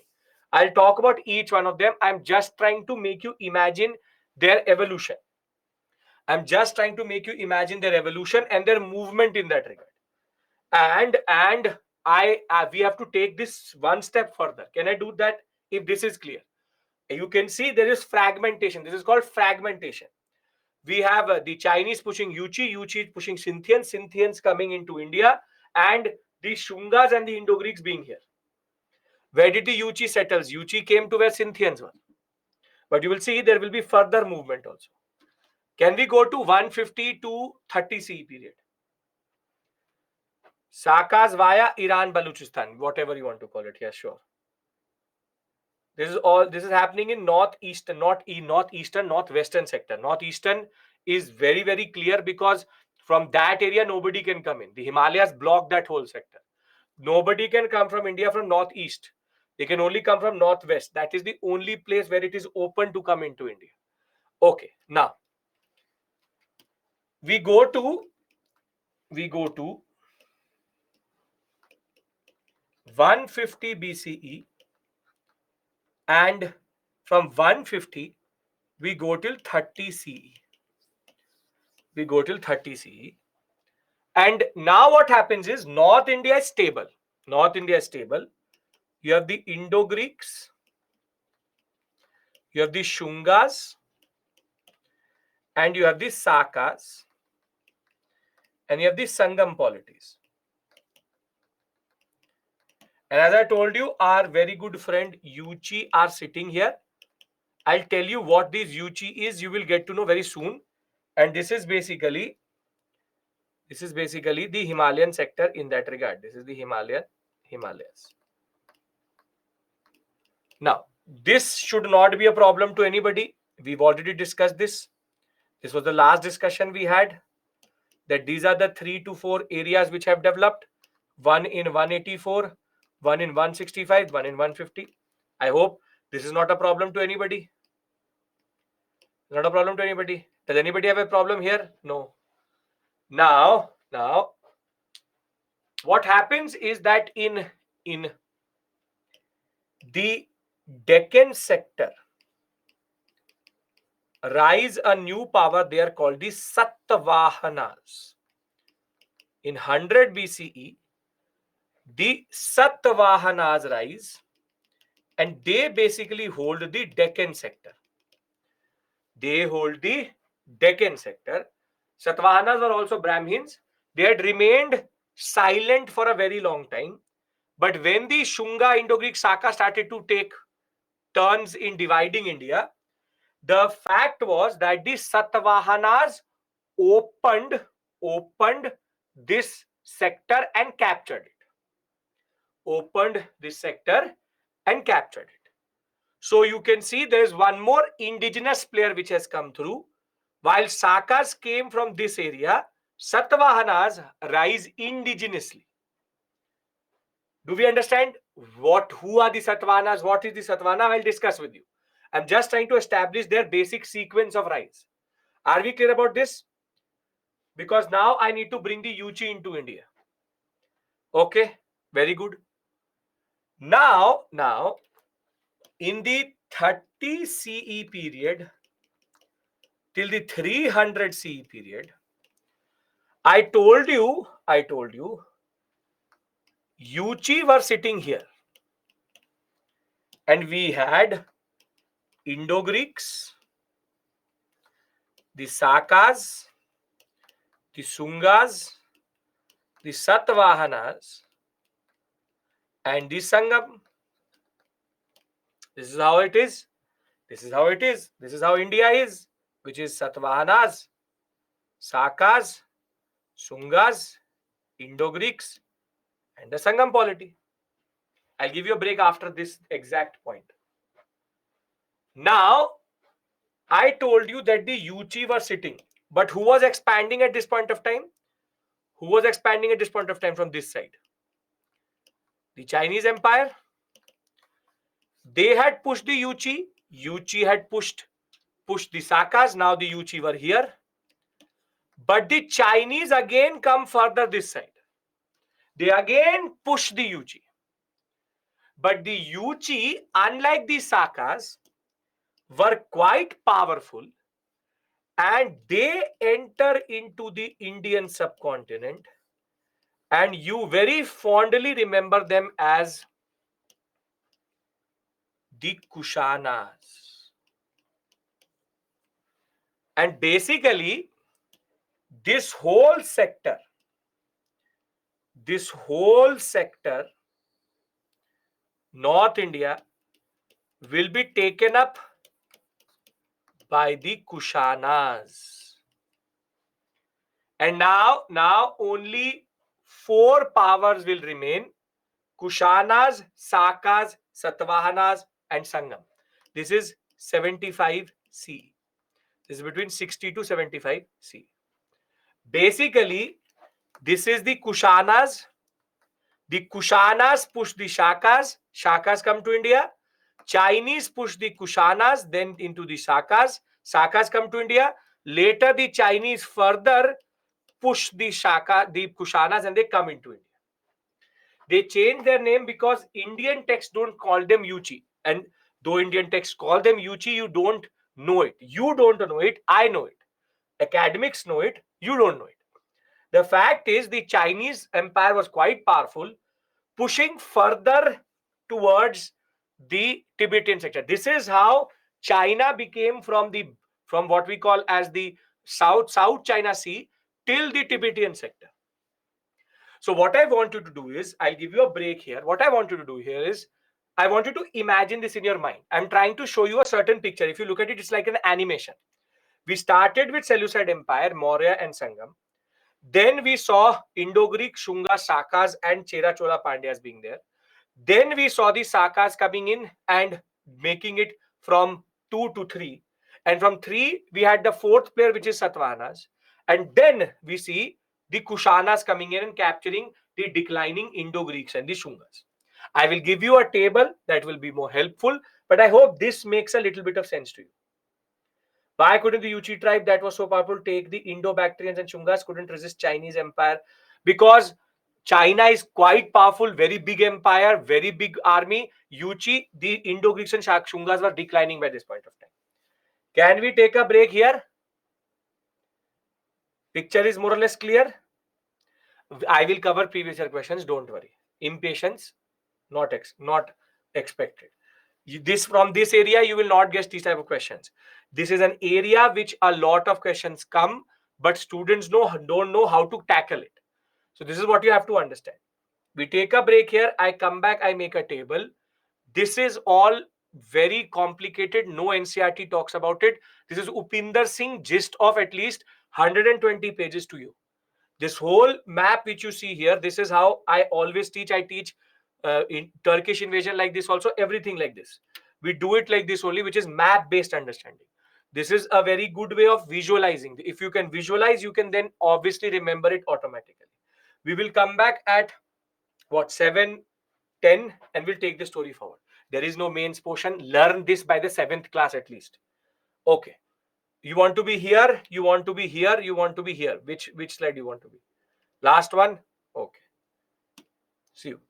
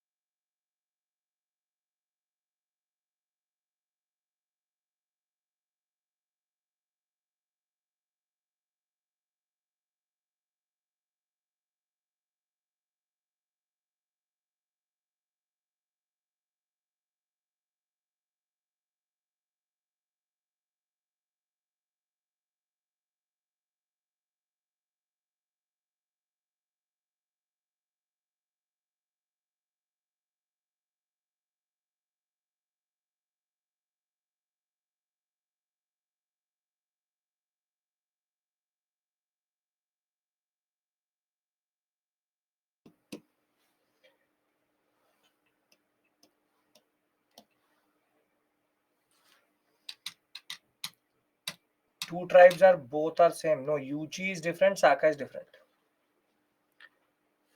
That is why they're sitting here. Na Yuchi is sitting here, Saka is sitting here. Is break over? Where are you? Is class ended? Is class started? When will class get started? Good questions. Okay.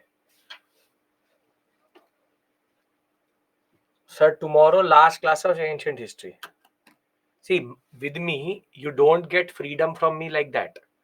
When ancient ends, medieval starts. Medieval ends, art and culture starts. So till 17 January, I'm there. Most probably we'll finish Gupta tomorrow. So that is generally end of ancient. It spills over. There is not three ancient, medieval, modern. There's ancient, early medieval, medieval, early modern, modern. So there's a separate issue altogether. Okay. Now this was the story of Seleucid, Mauryan, Sangam. How did this I've given you so that in your annotated PPT you will have something. But you can write it down in a different way altogether also, in a different sense in that sense. You can, everybody's back alive? Yes. Okay. Now,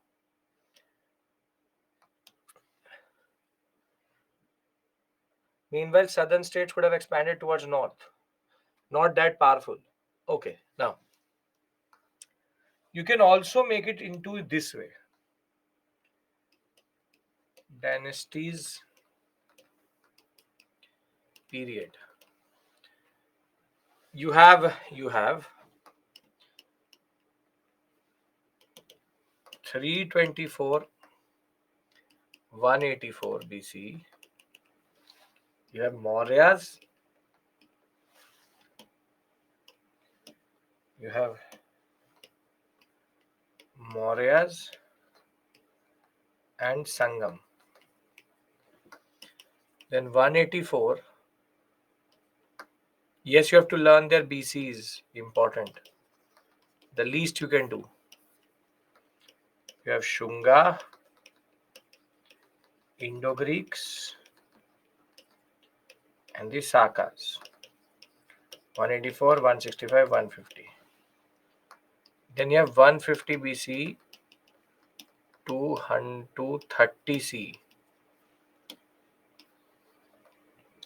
And I told you that how the transition between BC and C is going to be during the Shaka Kushana period. You have Shunga, Indo-Greeks, Sakas, and thereafter Satavahanas and Sangam.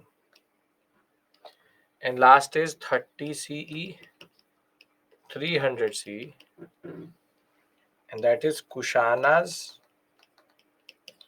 Satavahanas, Sakas, and Sangam. If you go by the absolute way in which the chronology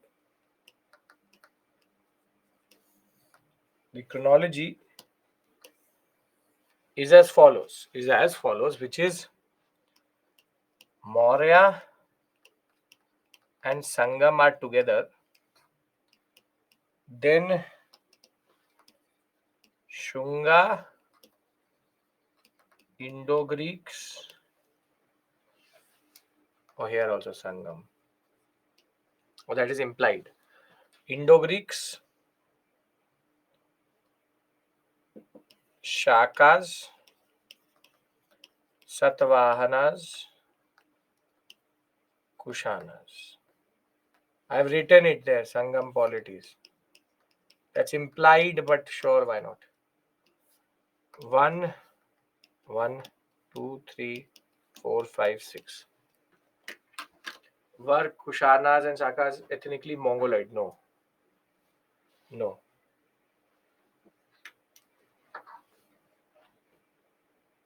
Satavahanas, I gave you the sequence. This is the basic sequence. Shunga, Indo-Greek, Saka, Satvana, Kushana. Kushana is the last one. And as I told you, they coexist. Sakas are also called Indo-Scythians. They are also called Scytho-Parthians. They're called Indo-Scythians also, but they're basically called Sakas. Scythian is their identity, which is like Yuchi for Kushanas. But in India, they're never called Saka. They're not called Scythians. They're called Sakas. Are we clear about this chronology? Because I've given enough time to this. I would like to now talk about the political history. Why couldn't Kushanas capture Shakas? Won't they have? Who were their earlier rivals? Because of the configuration, the way it is. It's about how they are configured in the Indian subcontinent. Shakas were shrinking at this point of time. They were already in a way. See, the simple point is, if you look at the map, the I've already showed you this though. I've showed you this Shunga, Indo-Greek, Saka, Kushana, and I've also showed you this Sangam and Satvahanas. But if I had to put them on one map, then this becomes Sangam polities, 300 to 300, and you have the Shungas here.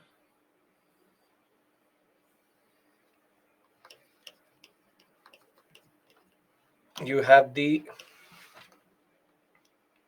Indo-Greeks,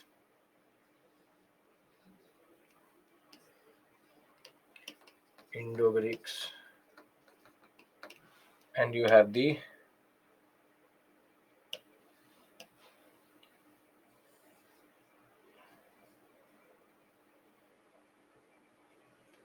Shakas. Later, there will be a larger ruler who will basically capture most of this and consolidate North India, and that pink is Kushanas. Dating is 184, 165, 150, 100 Satavahanas, and 30 C. Yes? Are we clear about this? I cannot emphasize this enough. If you understand this sequence, half of the job is already done. Right? Okay. Satavahanas were there but didn't made any. They initially did not have presence. By 100 CE, they will become important. Okay. Now we have to go into their political history. Now, the simple point is that I really don't care about any of them very, very, very fondly. None of them are like to be learnt, maybe for example, in an optional or a academic setting properly. For you, what you need to know is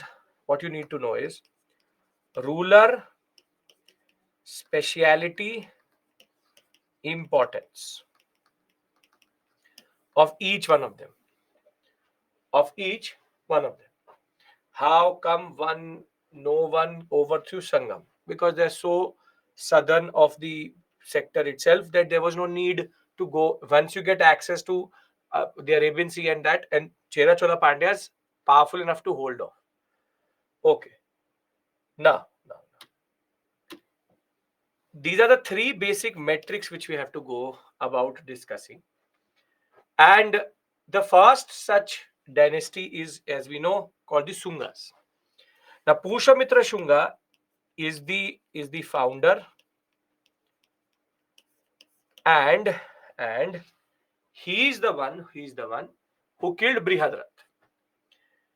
In this, you again have to remember the first, second, and last ruler, which is Agnimitra, because he was part of a Kalidasa poem and drama called Malvika Agnimitra. and Devabhuti is the last ruler. Now, what are the Shungas known for? What are the Shungas known for? Shungas, I'm going to make this for every dynasty, and this is what you have to remember. Shungas, Pushamitra Shunga,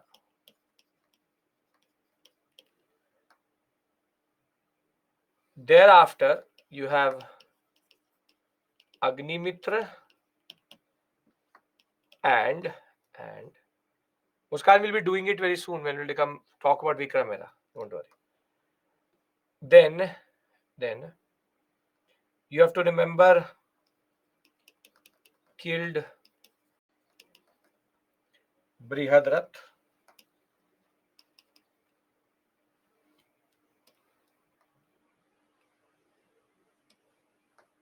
Brihadratha.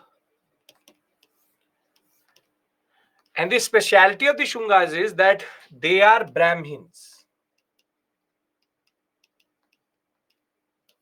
And therefore, because they are Brahmins, under the Shungas, what happens is called Sanskrit revivalism.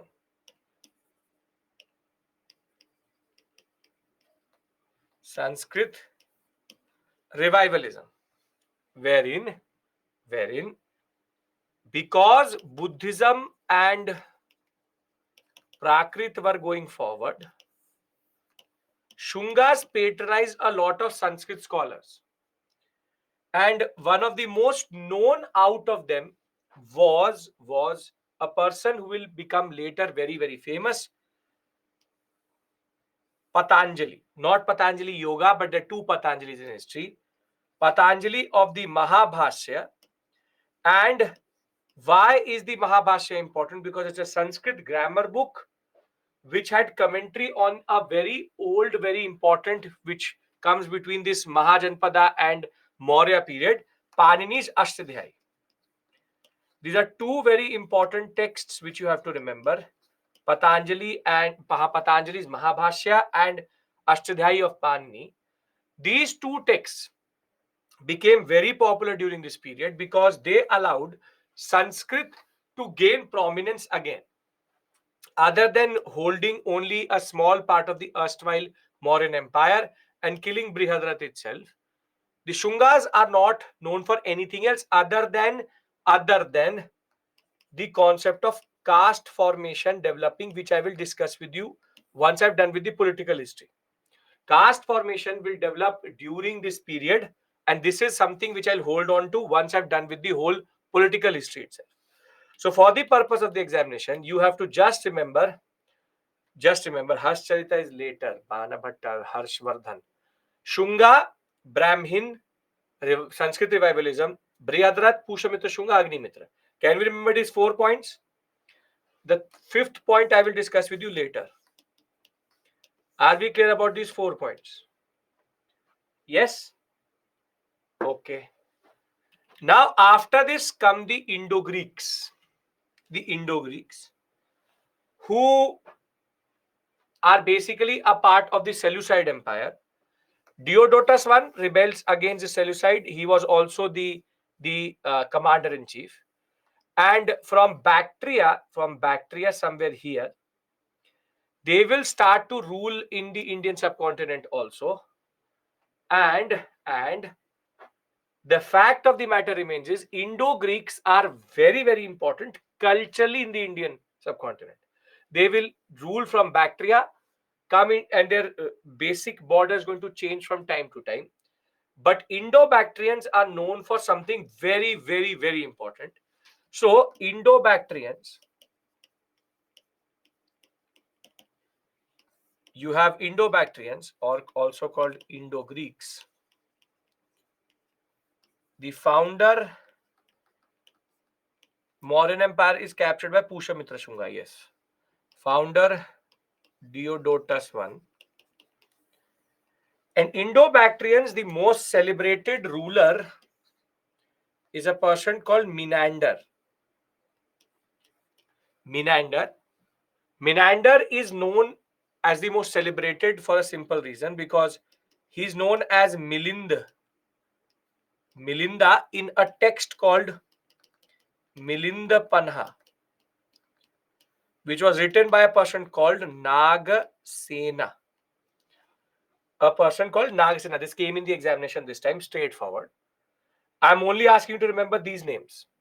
Menander is the most important ruler, and Milindapana is the text written by Nagasena, which talks about this Indo-Greek ruler, how he engages with the Buddhist religion. But what Indo-Bactrians are actually known for, they were the first to, the name of the text is also written, the name of the author is also written. Open your eyes and look on the screen. They were first to introduce. He's not called, that was the basic point. He's called Nagasena.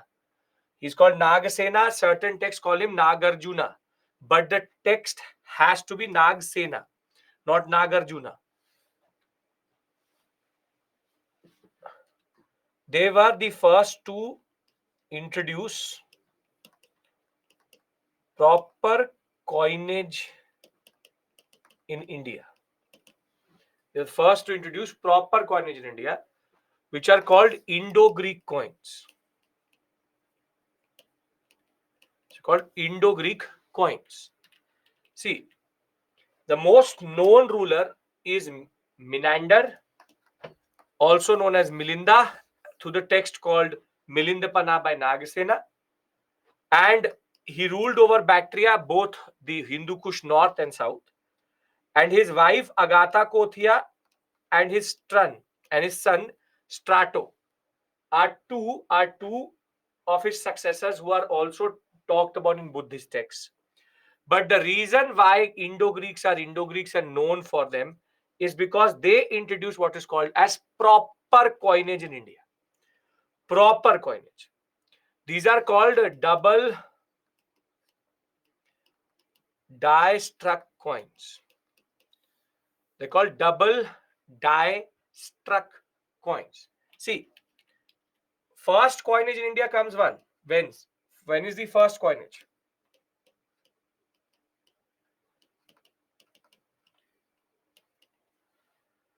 It is the, very good, Mahajanpada period.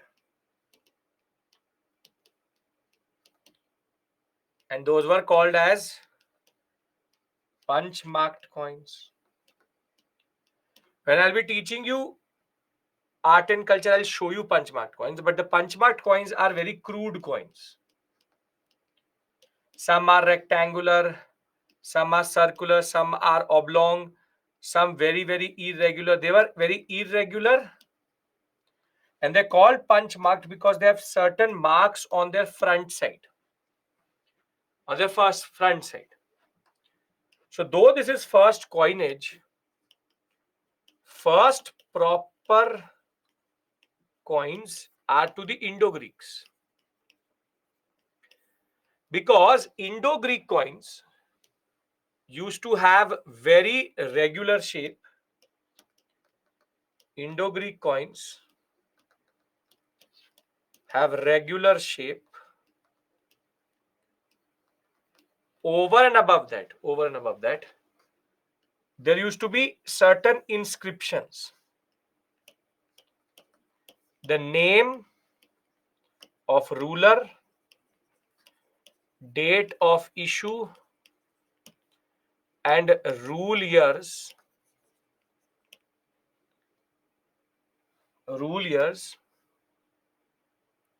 were mentioned. On the front side, you also had the portrait of the king, and on the back side, this is the obverse, this is the reverse.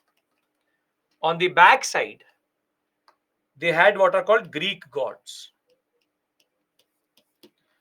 So if you look at their coins properly, this is for example Menander. And Menander had his name inscribed here, that this is the Menander coins. And he also told us where this coin was issued, in what year. That is their own Greek timeline which they refer to. It says that it is in the third year of his rule. It does not refer to a date, but his third year. And on the front you always have the rulers. On the back you have Greek gods such as Zeus, Athena, Hercules, Apollo, these type of people. So these coins are very refined and are actually quite beautiful that ways, because they give us proper coinage in the. Now these coins become very valuable to us because they are giving us information about the ruler also. We would never have known that Melinda or Menander looks like this, or the Hippostratus looks like this. We know of it. Sometimes the wife and the ruler both were on the coin, which again shows very sophisticated way. They're called double die struck because two dies were used. On one side they had one die, on the other side we have one die. You pour the metal and then you push it together. So double die struck. Now, the Indo-Greeks also have one more very important point. They use what is called as the Greek script and Greek language. And you can see from this is this Greek script from which the different texts come. Alpha, the COVID-19, alpha, beta, gamma, omicron. So the names come from here, which is the Greek script itself. The fact is that Indo-Greeks also have one more very important thing. Now, please pay attention. They have 3D effect in coins. They show two faces in coins. Yes, they're able to show portraits back to back, side profile. Okay. Now, pay attention. I told you, they are important. Founder Diodotus, Menander, Indo-Greeks. Is this clear? Because I add one more important fact into it. Is this clear? Yes. Now, the fact which I add to it is that Indo-Greeks, you don't have to learn this table, obviously. This is just to show you, do not learn. Indo-Greeks have the distinction. They were the first to issue gold coins in the Indian subcontinent.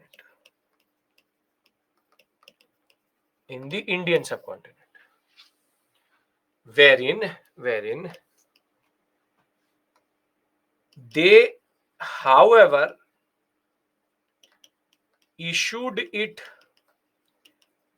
in the northern sector, north of Hindu Kush, but never circulated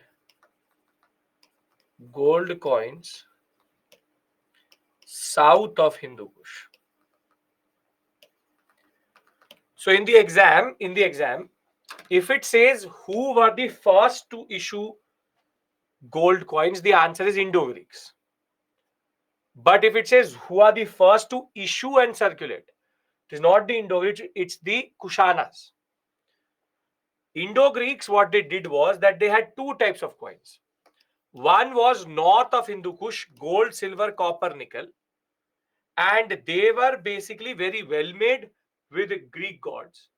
And they also had in the Indian sector silver, copper, and often in square shape.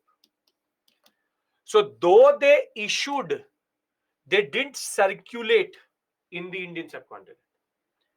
This is something which you need to again know, which is that there's a difference. First coinage is punch marked coins. Circulation means I have a new note, but I issue it but never circulate it. Circulated means it has to go through the economy. So punch marked coins, first coinage. First proper coinage, Indo-Greeks. Thereafter, first to issue gold coins, Indo-Greeks. Because it's a precious metal, so they will obviously not circulate it in the they will only circulate in the core area. First to issue and circulate in largest number is Kushanas.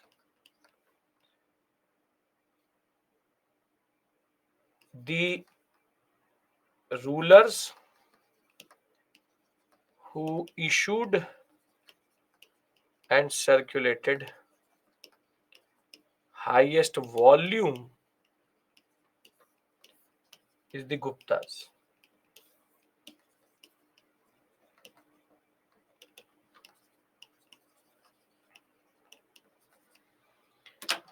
The difference between volume and number.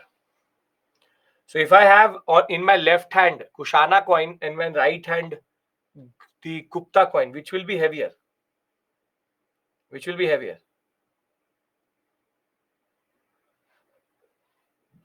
The right hand, which is Gupta. Kushanas issued the largest amount of coins. For example, 1 lakh coins. But if I weighed them, it would only come to 1 ton gold. The Guptas issued only 50,000 gold coins, but they were 2 tons of gold. So volume wise, they're very heavy coins in that sense.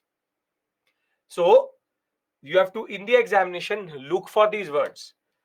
Does it say volume? Does it say number?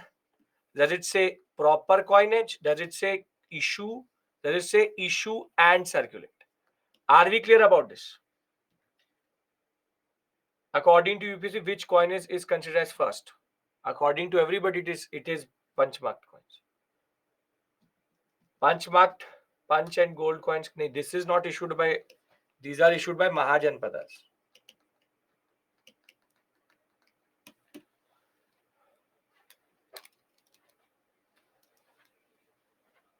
Their face value, which is gold, silver, copper.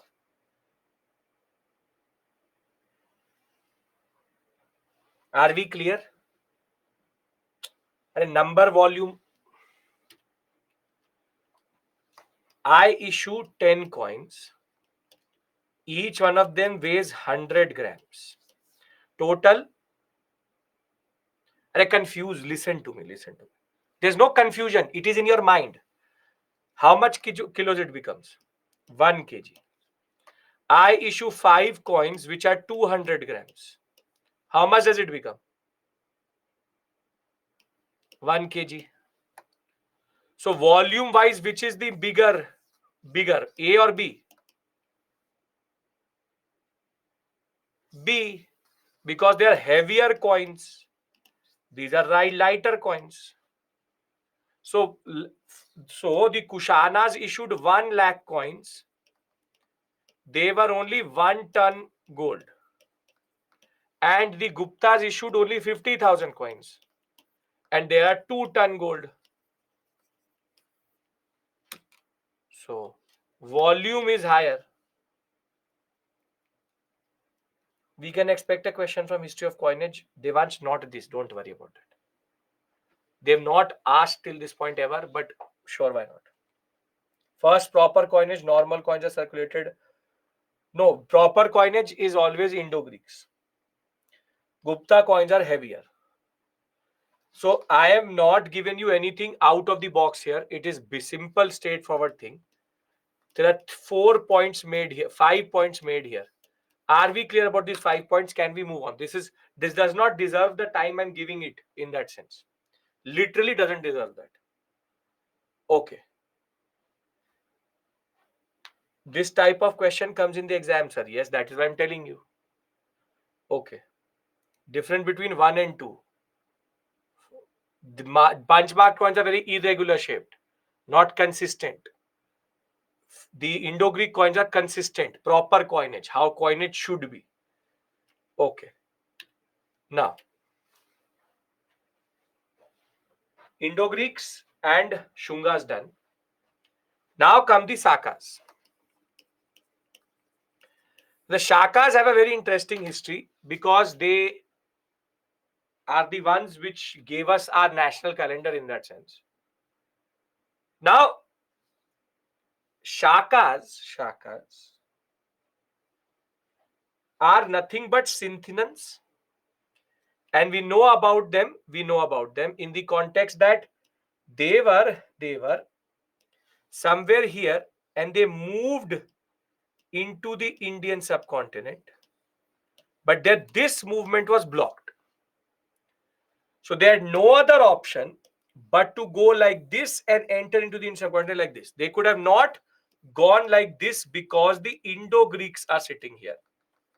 And because the Indo-Greeks are sitting here and here, they had to go around. And therefore, when Queen Shi Huang was expanding, the Scythians who are near the Jakstrak river, there's a river here called Jakstrak, which was there, they move and they were pushed by the Yuchi tribe into India. So the Scythians, when they crossed the Parthian sector, they became Scytho-Parthians. We've discussed that already. The simple point is Shakas came to India as a foreign tribe, and they entered the Indian subcontinent. Through the what we call Afghanistan sector. Now, when the Shakas came, they were faced by a ruler in Ujjain. His name is Vikram Aditya. You know him through the Vikram Betal stories. Vikramaditya, ruler of Ujjain, he defeated the first attempt of the Shakas to enter Deccan, and Vikramaditya, who we have no other detail, we do not know anything about him other than story and the calendar. Vikramaditya developed the second calendar of India, which is called the Vikram era or the Vikram Samvat. Called the Vikram era or the Vikram Samvat. Now, what is this concept? The idea is that Vikramaditya, the ruler of Ujjain, defeated the Sakas in 57 BCE, and when he defeated them, he developed a new calendar. See, I told you that time is a man-made concept. Now, Vikramaditya marked his victory as 0. Vikramaditya, which dynasty? Nobody knows. Who is he? Nobody knows. Photo? Nobody knows. Nothing but nobody knows. We just know his name, ruler of Ujjain. Now, basically, his victory in 57 BCE became his way of now calculating time. And this you can also do. You can say that 20th 12 2023 is 0 in Abhishek era. So 2024 is going to be 1. If lot of people agree to this, it becomes a calendar. Now we know of Vikram because of certain texts and inscriptions which talk about a Samvat which was not matching the BCE or CE year. This is the inscription which is called the Barnala inscription in Rajasthan.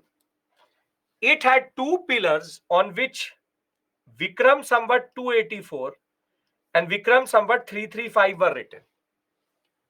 Now the problem was when we saw 284 Vikram Samvat and we saw 335 Vikram Samvat, now historians thought, how do we figure out what does this calendar actually correspond to in the most known calendar, which is Gregorian?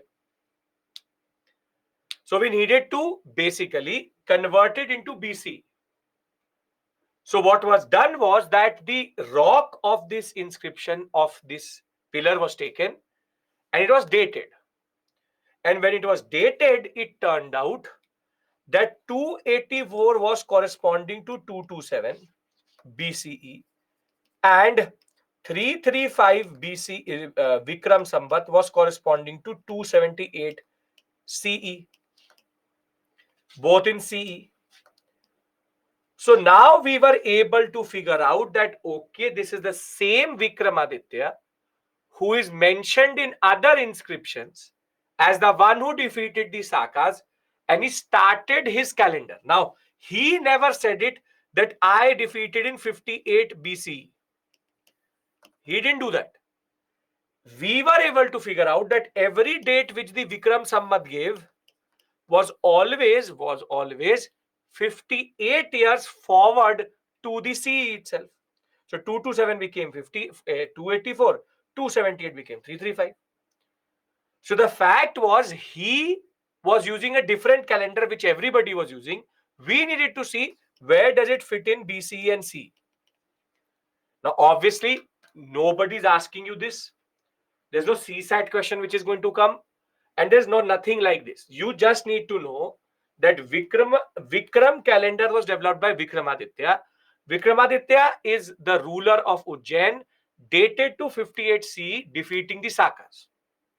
So now basically any date which needs to be converted from CE to BCE, or rather BCE or CE into Vikram Samvat, what we do is that we add 58. We add 58, sometimes 57. The fact is generally 57. And the fact is why? Because we are before the timeline itself. We are before 0. So if I had to convert our 2023, I will add 57 to it and I will get 2080. Vikram calendar is followed in Hindu rituals quite a lot. Vikram Samvat. The simple point is when in 58 BCE, 57, 58 BCE, the Vikramaditya defeated. When Vikramaditya defeated the Sakas in 57, let's take it 57, you will get confused later. 57, when Vikramaditya defeated the Sakas in 57 BCE, he started his own calendar. A lot of texts and a lot of inscriptions were quoting something called Vikram calendar, Vikram calendar, Vikram Samvat, Vikram Samvat. We tried to figure it out. How can we figure it out in our own CE BCE? It turned out 57 BCE is the time when he defeated, started it, so it becomes 0 for him. But our 0 is 58 years later. That is why whenever you have to convert from BCE to Vikram Samvat, you add. Are we clear about this? Are we clear about this? You just have to know this simple point, which is Vikramaditya, Ujjain, Vikram Samvat, 57 BC. Nobody is going to ask you to ever convert this in. Nobody is going to ask you to do this maths, but that is not what is expected. But you will see that most of the Hindi panchangs, which are the Hindu panchangs, the Hindu what we call as scriptures, will have Vikram Samvat on them. and it will always be like 280, 279, 269, because they are basically adding 57 forward. They're adding 57 forward. Are we clear? Are we clear? Shakas was under the no. Shakas tried to enter. When they tried to enter, Vikramaditya defeated. He said, "Apna time aayega." He started his own time, my era, and my era is Vikram era. That's it. That is the only point which is here. If we are clear, then we talk about the other, which is the national calendar of India, which is called the Saka calendar. Is there any significance for Vikramaditya of issuing calendar? Vikram calendar is used in Hindu rituals mostly. Now Vikram issued a calendar when he won. So when the Shakas won the Deccan sector under a ruler called Chastana, he developed his own calendar, which is called Saka era.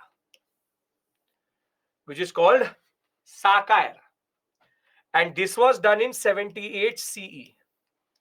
This was done in 78 CE. And Saka calendar is the one which we follow today as our national calendar. That is why any notification you will see, this is Chastana. On his coins, we saw 11 and 52 written. And he came to rule in 78 CE. When he defeated the local rulers here, not Vikramaditya but someone else, he started, like Vikramaditya, a new calendar, saying that now it is my era. And therefore, the Saka calendar was developed at this point of time. And Chastana is the one who is credited to do it. There's a major confusion in history where people say that Kanishka started it, but Kanishka is a Kushana ruler, not a Saka ruler. So this is also a debunked concept that the Kushana ruler Kanishka started Saka. No. Chastana is the one who started the Saka calendar. That is why you will see in most of our notifications, on this side it will say 2012, 2023. It will say Gazette. But on this side, it will have a different calendar. So if I have to convert 2023 into Saka, what should I do? I should add or subtract? Yes, I should subtract, because we are 78 years forward to 0. So I have to come back to 0. So I will subtract 78. How much will I get? How much will I get? So in today, if a Government of India Gazette comes, what date will be here? What date will be here? 1945. So now you see how we are basically dealing with 3 calendars in India at the same point of time. How time is such a man-made concept. If you go by, for example, Gregorian calendar, it is 2023 CE. In Vikram, it is 2080 Vikram Samvat. And in Saka, it is 1945 Saka era. Saka Samvat. So now you can see, why did we subtract? Because we were forward 78. There we were, because this is 57 BCE. We were before the 57. So to come to 0, I add 57. And here I am forward 78. So I come to 0 to come to the exact date. So remember, in Saka you subtract, in Vikram you add. Here you add 57, here you add 70, subtract 78. Again, nobody is going to ask you to do it, but I'm telling you generally. The simple point is, we actually have not 1, 2, 3, but we have one more, which I will discuss with you in Gupta, which is called Gupta calendar. That is 319 BC, 319 CE is the period when the Gupta era starts.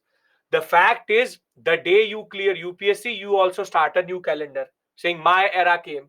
So it's like, it's an arbitrary concept. Time is an arbitrary concept. If everybody accepts it, everybody accepts it. Are we clear about a very standard perennial question, which is called What is the origin of Saka era and what is the origin of Vikram era? Are we clear about it? Which one is more approximate? Each of them is clear according to them. How Gregorian calendar was introduced? British Christian calendar.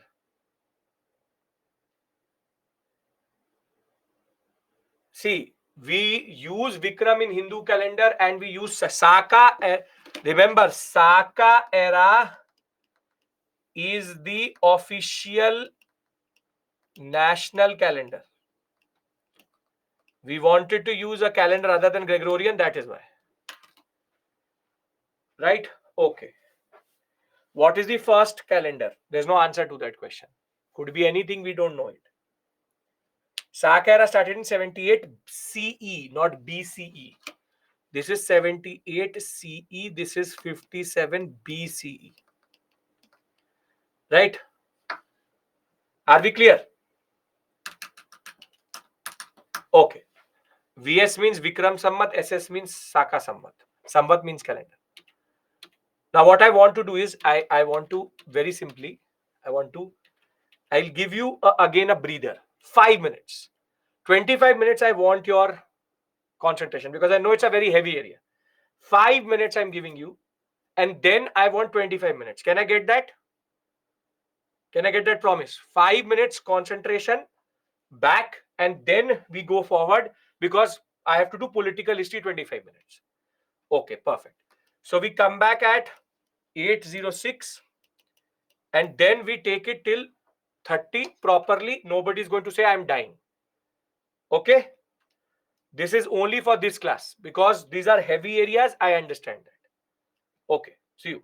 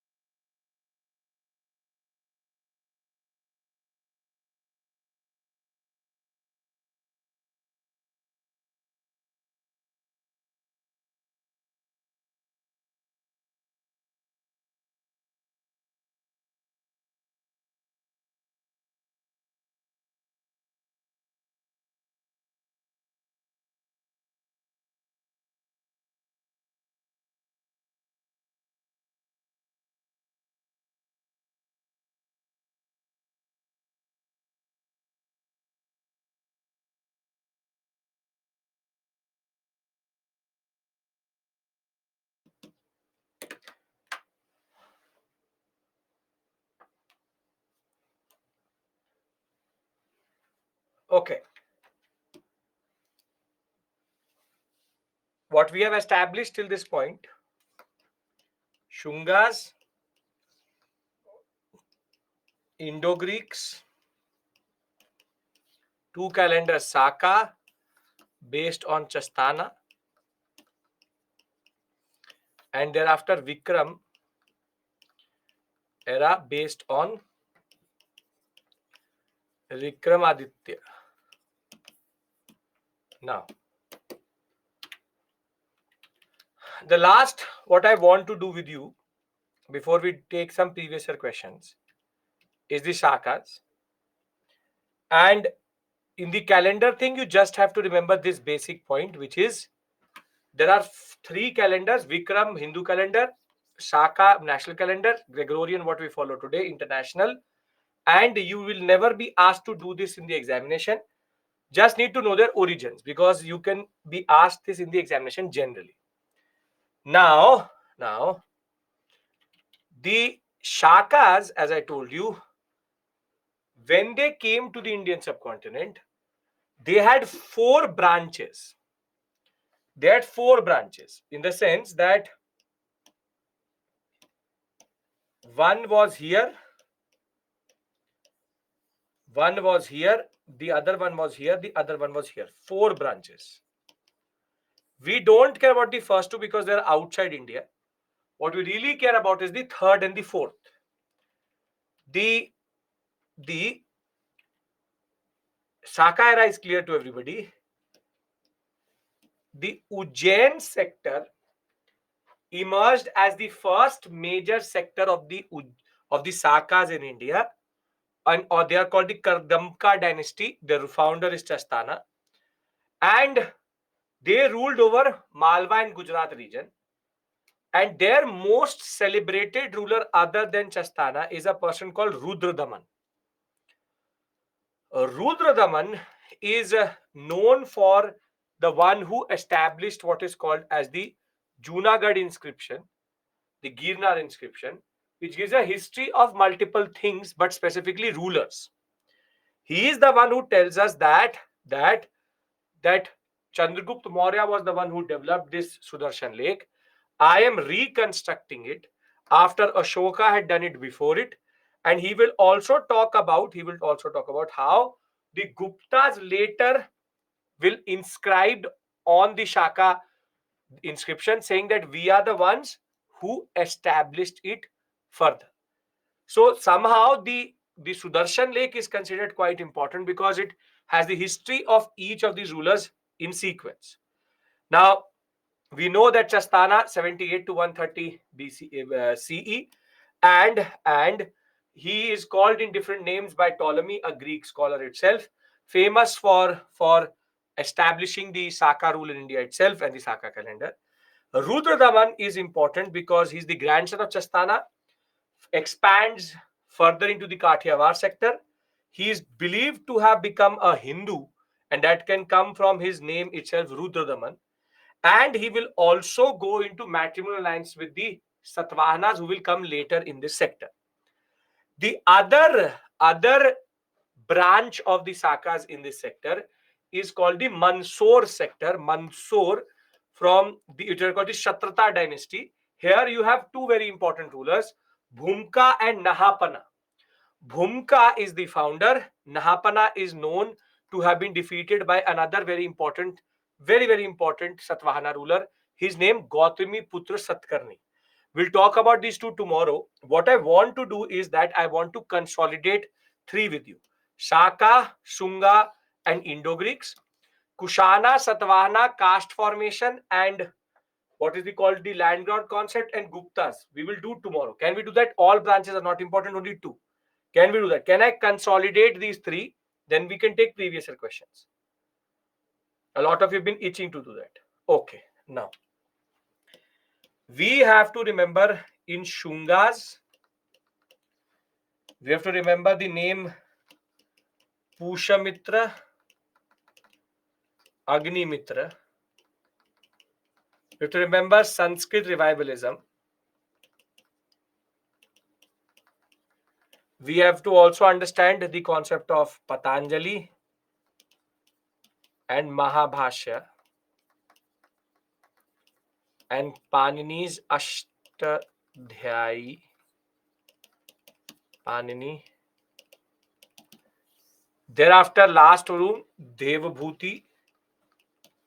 That's it. Indo-Greeks, Menander, Diodotus I, Agatha, Kothia, Agatha,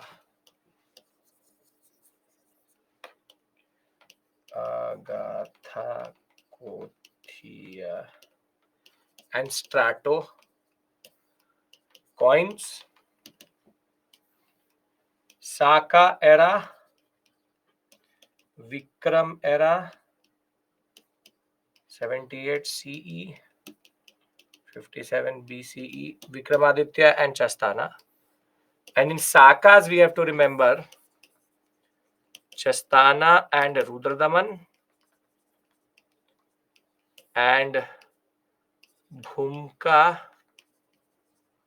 and Nahapana. Other than that, I did a whole process of development of these, which I gave a lot of emphasis to, because you should be able to imagine how the regional configurations in India are changing. If we are clear about all of this, we can take previous year questions. Yes? Sakas established in 150 BCE in the first and second sector. In the Indian subcontinent, 78 CE. But we take it as 150 only. Nagasena, yes. Nagasena. Okay, perfect. So let's take certain questions. Okay. Poll will be pushed. Be ready. Which of the following statements are applicable to Jain doctrine? The surest way of annihilating karma is to practice penance. Every object, even the smallest particle, has a soul. Karma is the bane of the soul and must be ended. Now, this question is basically not of Jain doctrine. It's actually a question of English literature. If you have the idea, if you understand it, you will easily be able to answer it. I'm giving you a minute, answer it. A lot of you have been itching to do it. Now, I want to see their names up there.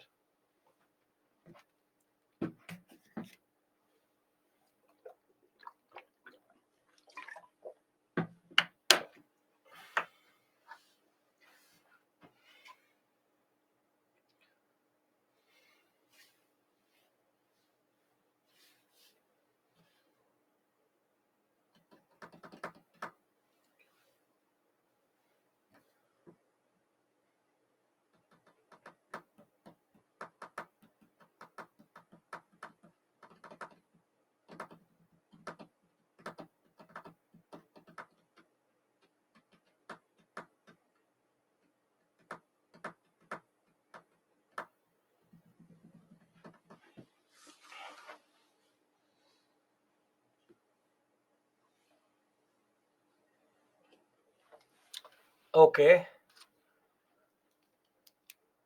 52% totally correct. See, every object has soul is a very standard giveaway. So any option with no to is obviously out of the picture itself. This is a very simple, straightforward concept. Now you have to decide if 3 is correct or not, because 1 is there in both of them. Or rather, 2 is there in both of them, 3 is there in both of them. You have to decide if 1 is correct or not. 3 means karma is the bane of soul and must be ended. Bane means it's a curse and it is a sin, should be destroyed. I told you karma is sin. Bane means curse. Now, the surest way of annihilating means destroy. Karma is practice of penance, which is self-suffering. So if you know the meaning of each of these words, it is basically a straightforward statement which we've discussed in class itself. Which is that karma is a sin, whatever you committed before you became a Jain.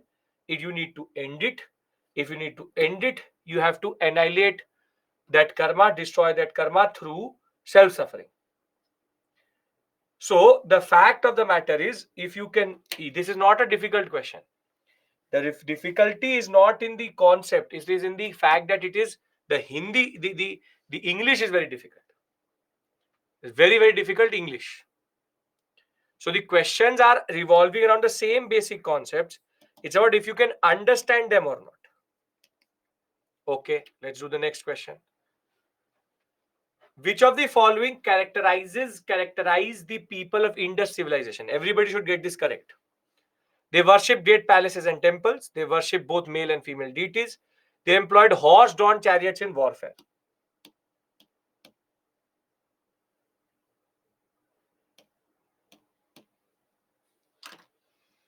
Words have been manipulated. Yes, Anushika. That is what UPSC mostly does. Sometimes the examiner is also quite problematic in his own understanding. So that is also a problem. You can't help it who's the examiner is. Sometimes happens that his understanding is very narrow, or he also does not have the understanding only. But what can you do? He or she, whatever may be. Multiple times questions make no sense. But now the UPSC is asked it, so you have no other option.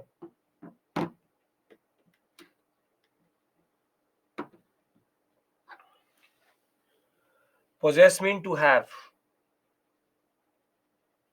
So then why they get the chance to make questions? India? People who have not even crossed 10th, 11th class are your MLAs and MPs. So you don't question that. They don't know how to read, but still they represent you. 60% totally correct. 12, 18, 11. There are red flags in each of these lines. They employed horse-drawn chariots in warfare. There is no evidence of warfare in Indus Valley civilization. Thereafter, we don't know of no temples in the Indus Valley civilization. So the only statement correct is yes, male, which is Pashupati, female, which is Mother Goddess. Yes, we get it. We get it. Okay. So in Jain doctrine, isn't that a small particle has a soul? Every particle has a soul. Everything has a soul. Okay, now this is a question which everybody gets incorrect or correct. They mix it up because it's the age-old question. Which of the following describes the best concept of nirvana in Buddhism? The extinction of the flame of desire, the complete annihilation of self, the state of bliss and rest, the mental stage beyond all comprehension. This is also called English literature, Shakespearean literature. They're asking questions out of. I give you enough time to confuse yourself, because the more time I give you, the more you get confused.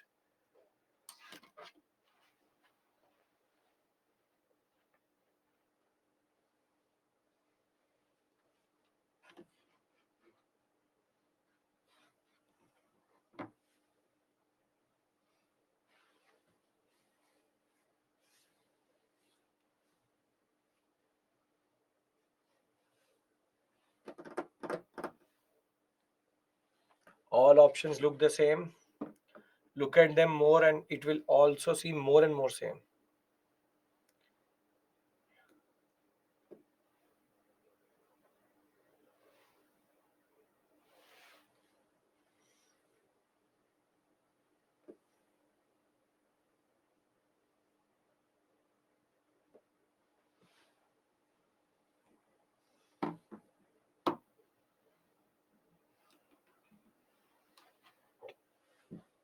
As always, but this time better that way.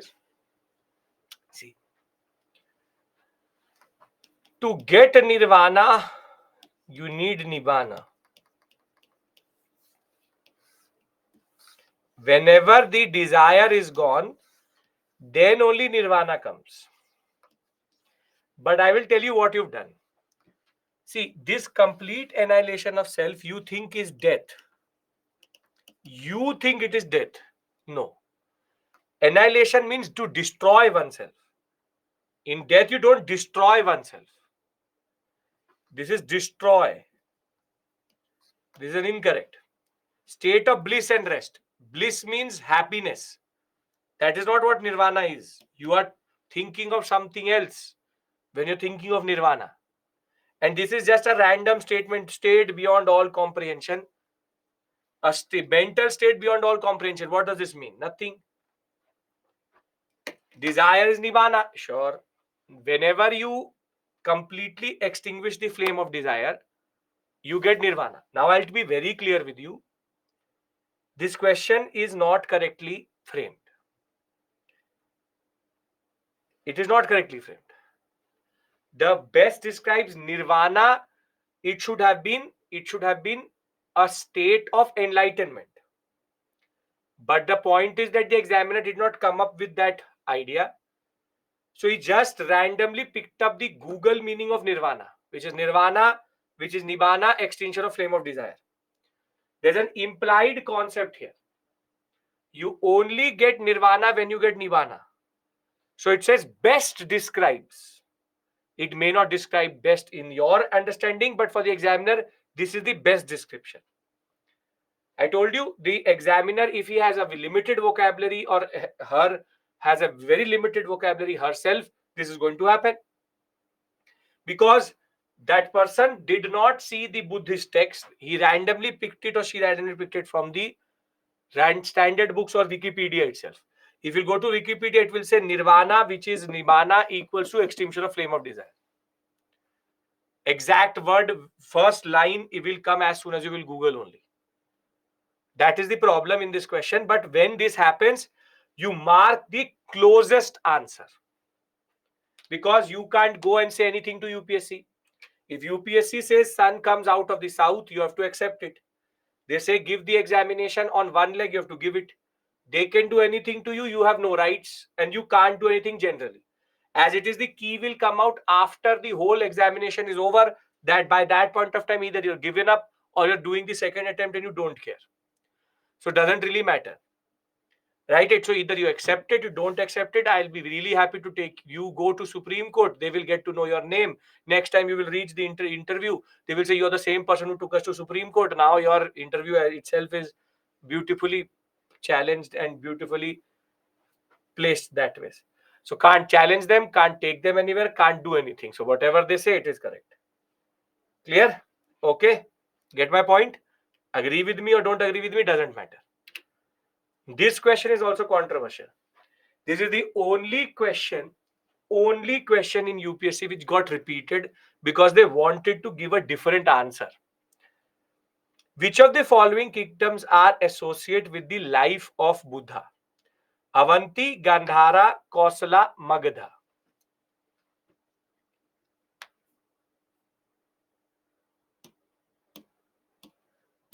This actually has two answers, both used by different contexts.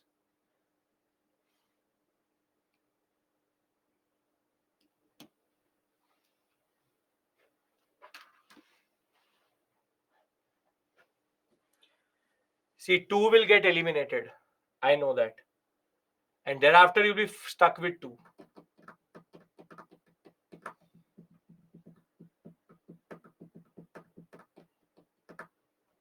This examination, the first time a different answer was given. Second time question came with a different answer itself.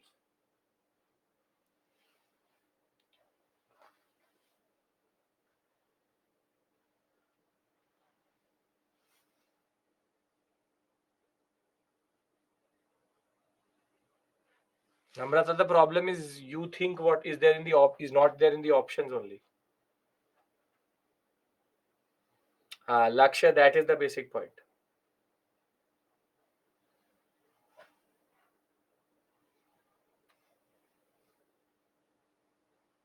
Standard B, C and D is always the confusion. 38, 34. See, Gandhara obviously would not be there because the word says life. Life means when Buddha was alive. When Buddha was alive, he never would go to Gandhara or Kandhar sector itself. So this automatically gets eliminated. Now you know that, okay, Kosala and Magadha will be there. Now the problem is to devise Avanti. How did I come to the conclusion that Avanti cannot be in the life of Buddha? Can anybody tell me what is the logic of removing Avanti, who 38%? Yes, very beautiful, very beautiful. Surbhi, Sayed, great. Munni, very good, great.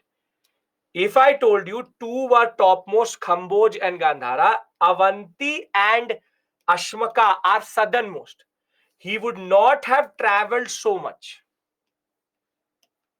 And I'll tell you, today you open a book, it will see D also. The first time it came in 2016, it came with answer D. Then next time same question was asked, and the people who answered D, the answer came with C. So happens, UPSC does this. UPSC does this. Literally does this. Their logic was no, 1, 3, and 4 is also correct. And then they said no, there was a challenge to this question. So they literally gave a question again to check if people were following the challenge or not. Nowadays, it doesn't happen. Nowadays, what happens is UPSC drops the question itself. Since the past 2 years, UPSC started to do one thing, which is to drop a question. In the past 2 years, two questions of history have been dropped. They gave a question in which you had to chronologically put them in order. And the examiner forgot that they were so close to each other that nobody knew if it is 8th March or 4th March or 6th March. They had to drop that question. Happens. Okay. This is a very beautiful question. I think, yeah, I'll do two more. This and the next one. With reference to the difference between the culture of Rigvedic Aryan and Indus Valley people, which of the following statement is are correct? Rigvedic Aryans used the coat of mail and helmet in warfare, whereas the people of Indus Valley civilization did not leave any evidence of using them. Rigvedic Aryans knew gold, silver, and copper, whereas Indus Valley people knew only silver, copper, and iron. Rigvedic Aryans had domesticated the horse, whereas there's no evidence of Indus Valley people being aware of this animal itself. Very easy question if you've been listening to me. If not, then you will get confused for sure. Okay, come on. Which of the statements are correct?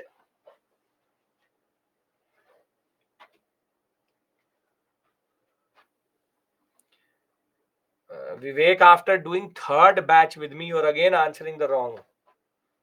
Third time you're doing this with me. Still wrong answer.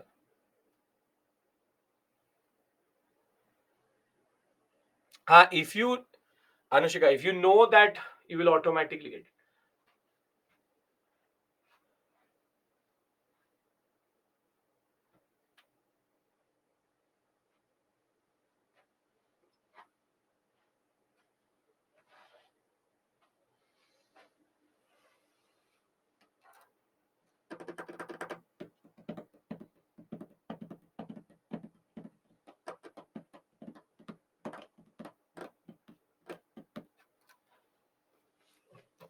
(42) only listening.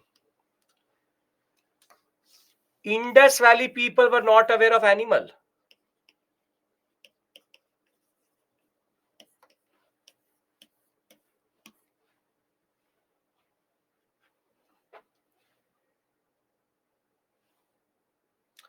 Surkotada very categorically written in the PPT.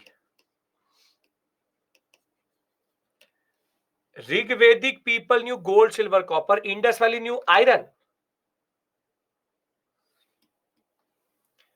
Warfare for Rigveda, Indus Valley. Now you tell me one thing. After doing this, are the questions factual? Are these questions factual? These are literally conceptual questions. Logical conceptual questions. If you understand this, then you will understand why I don't waste time in political history.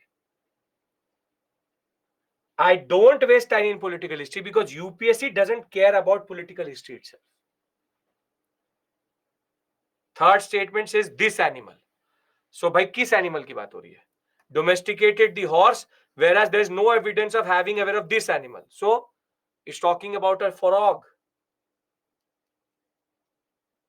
Why are you overthinking beyond exception? Reading English straightforward. What this animal? This animal, horse. They know about horse. Obviously, they know about horse. Surkotada, we discussed it. Written in the PPT. Go and check the IVC PPT once. Rigvedic coat of helmet and warfare wearers. Yes, helmet will be there. So what is the issue? They are known for warfare. Indus Valley, no evidence. Yes, okay, totally. And if you are thinking, okay, this is also incorrect statement, where is there none here? Sakshi, where is there none here? Option ही नहीं है जो तुम सोच रहे हो. That is also a problem. What you're thinking is not there only. Simple. Now do this. This is the last question. Deification of Buddha, treading. This should be again treading. Treading means to walk. Treading the path of bodhisattvas, image worship and rituals, which is our features of Mahayanic Buddhism. Everybody needs to get this correct. Come on.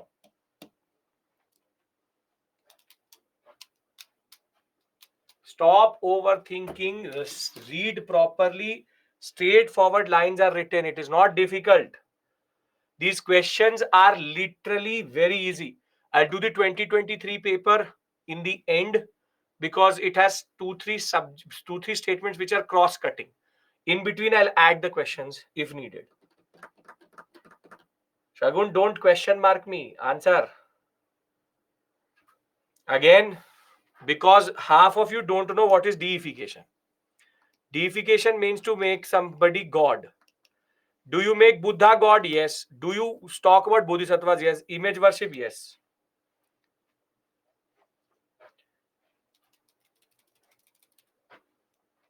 Simple.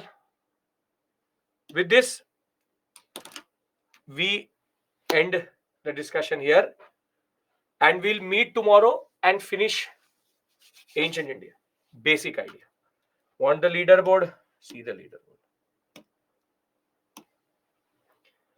Anurag, Praveen, Chetri, Abhishek, Ramya, Shreya, Nandini, Vasundhara, Sonia, thereafter Dudikula, Nisha, Basanti, Ishita, Ravi, Mehul, Samiksha, Arpita, Shubhangi, Karthik,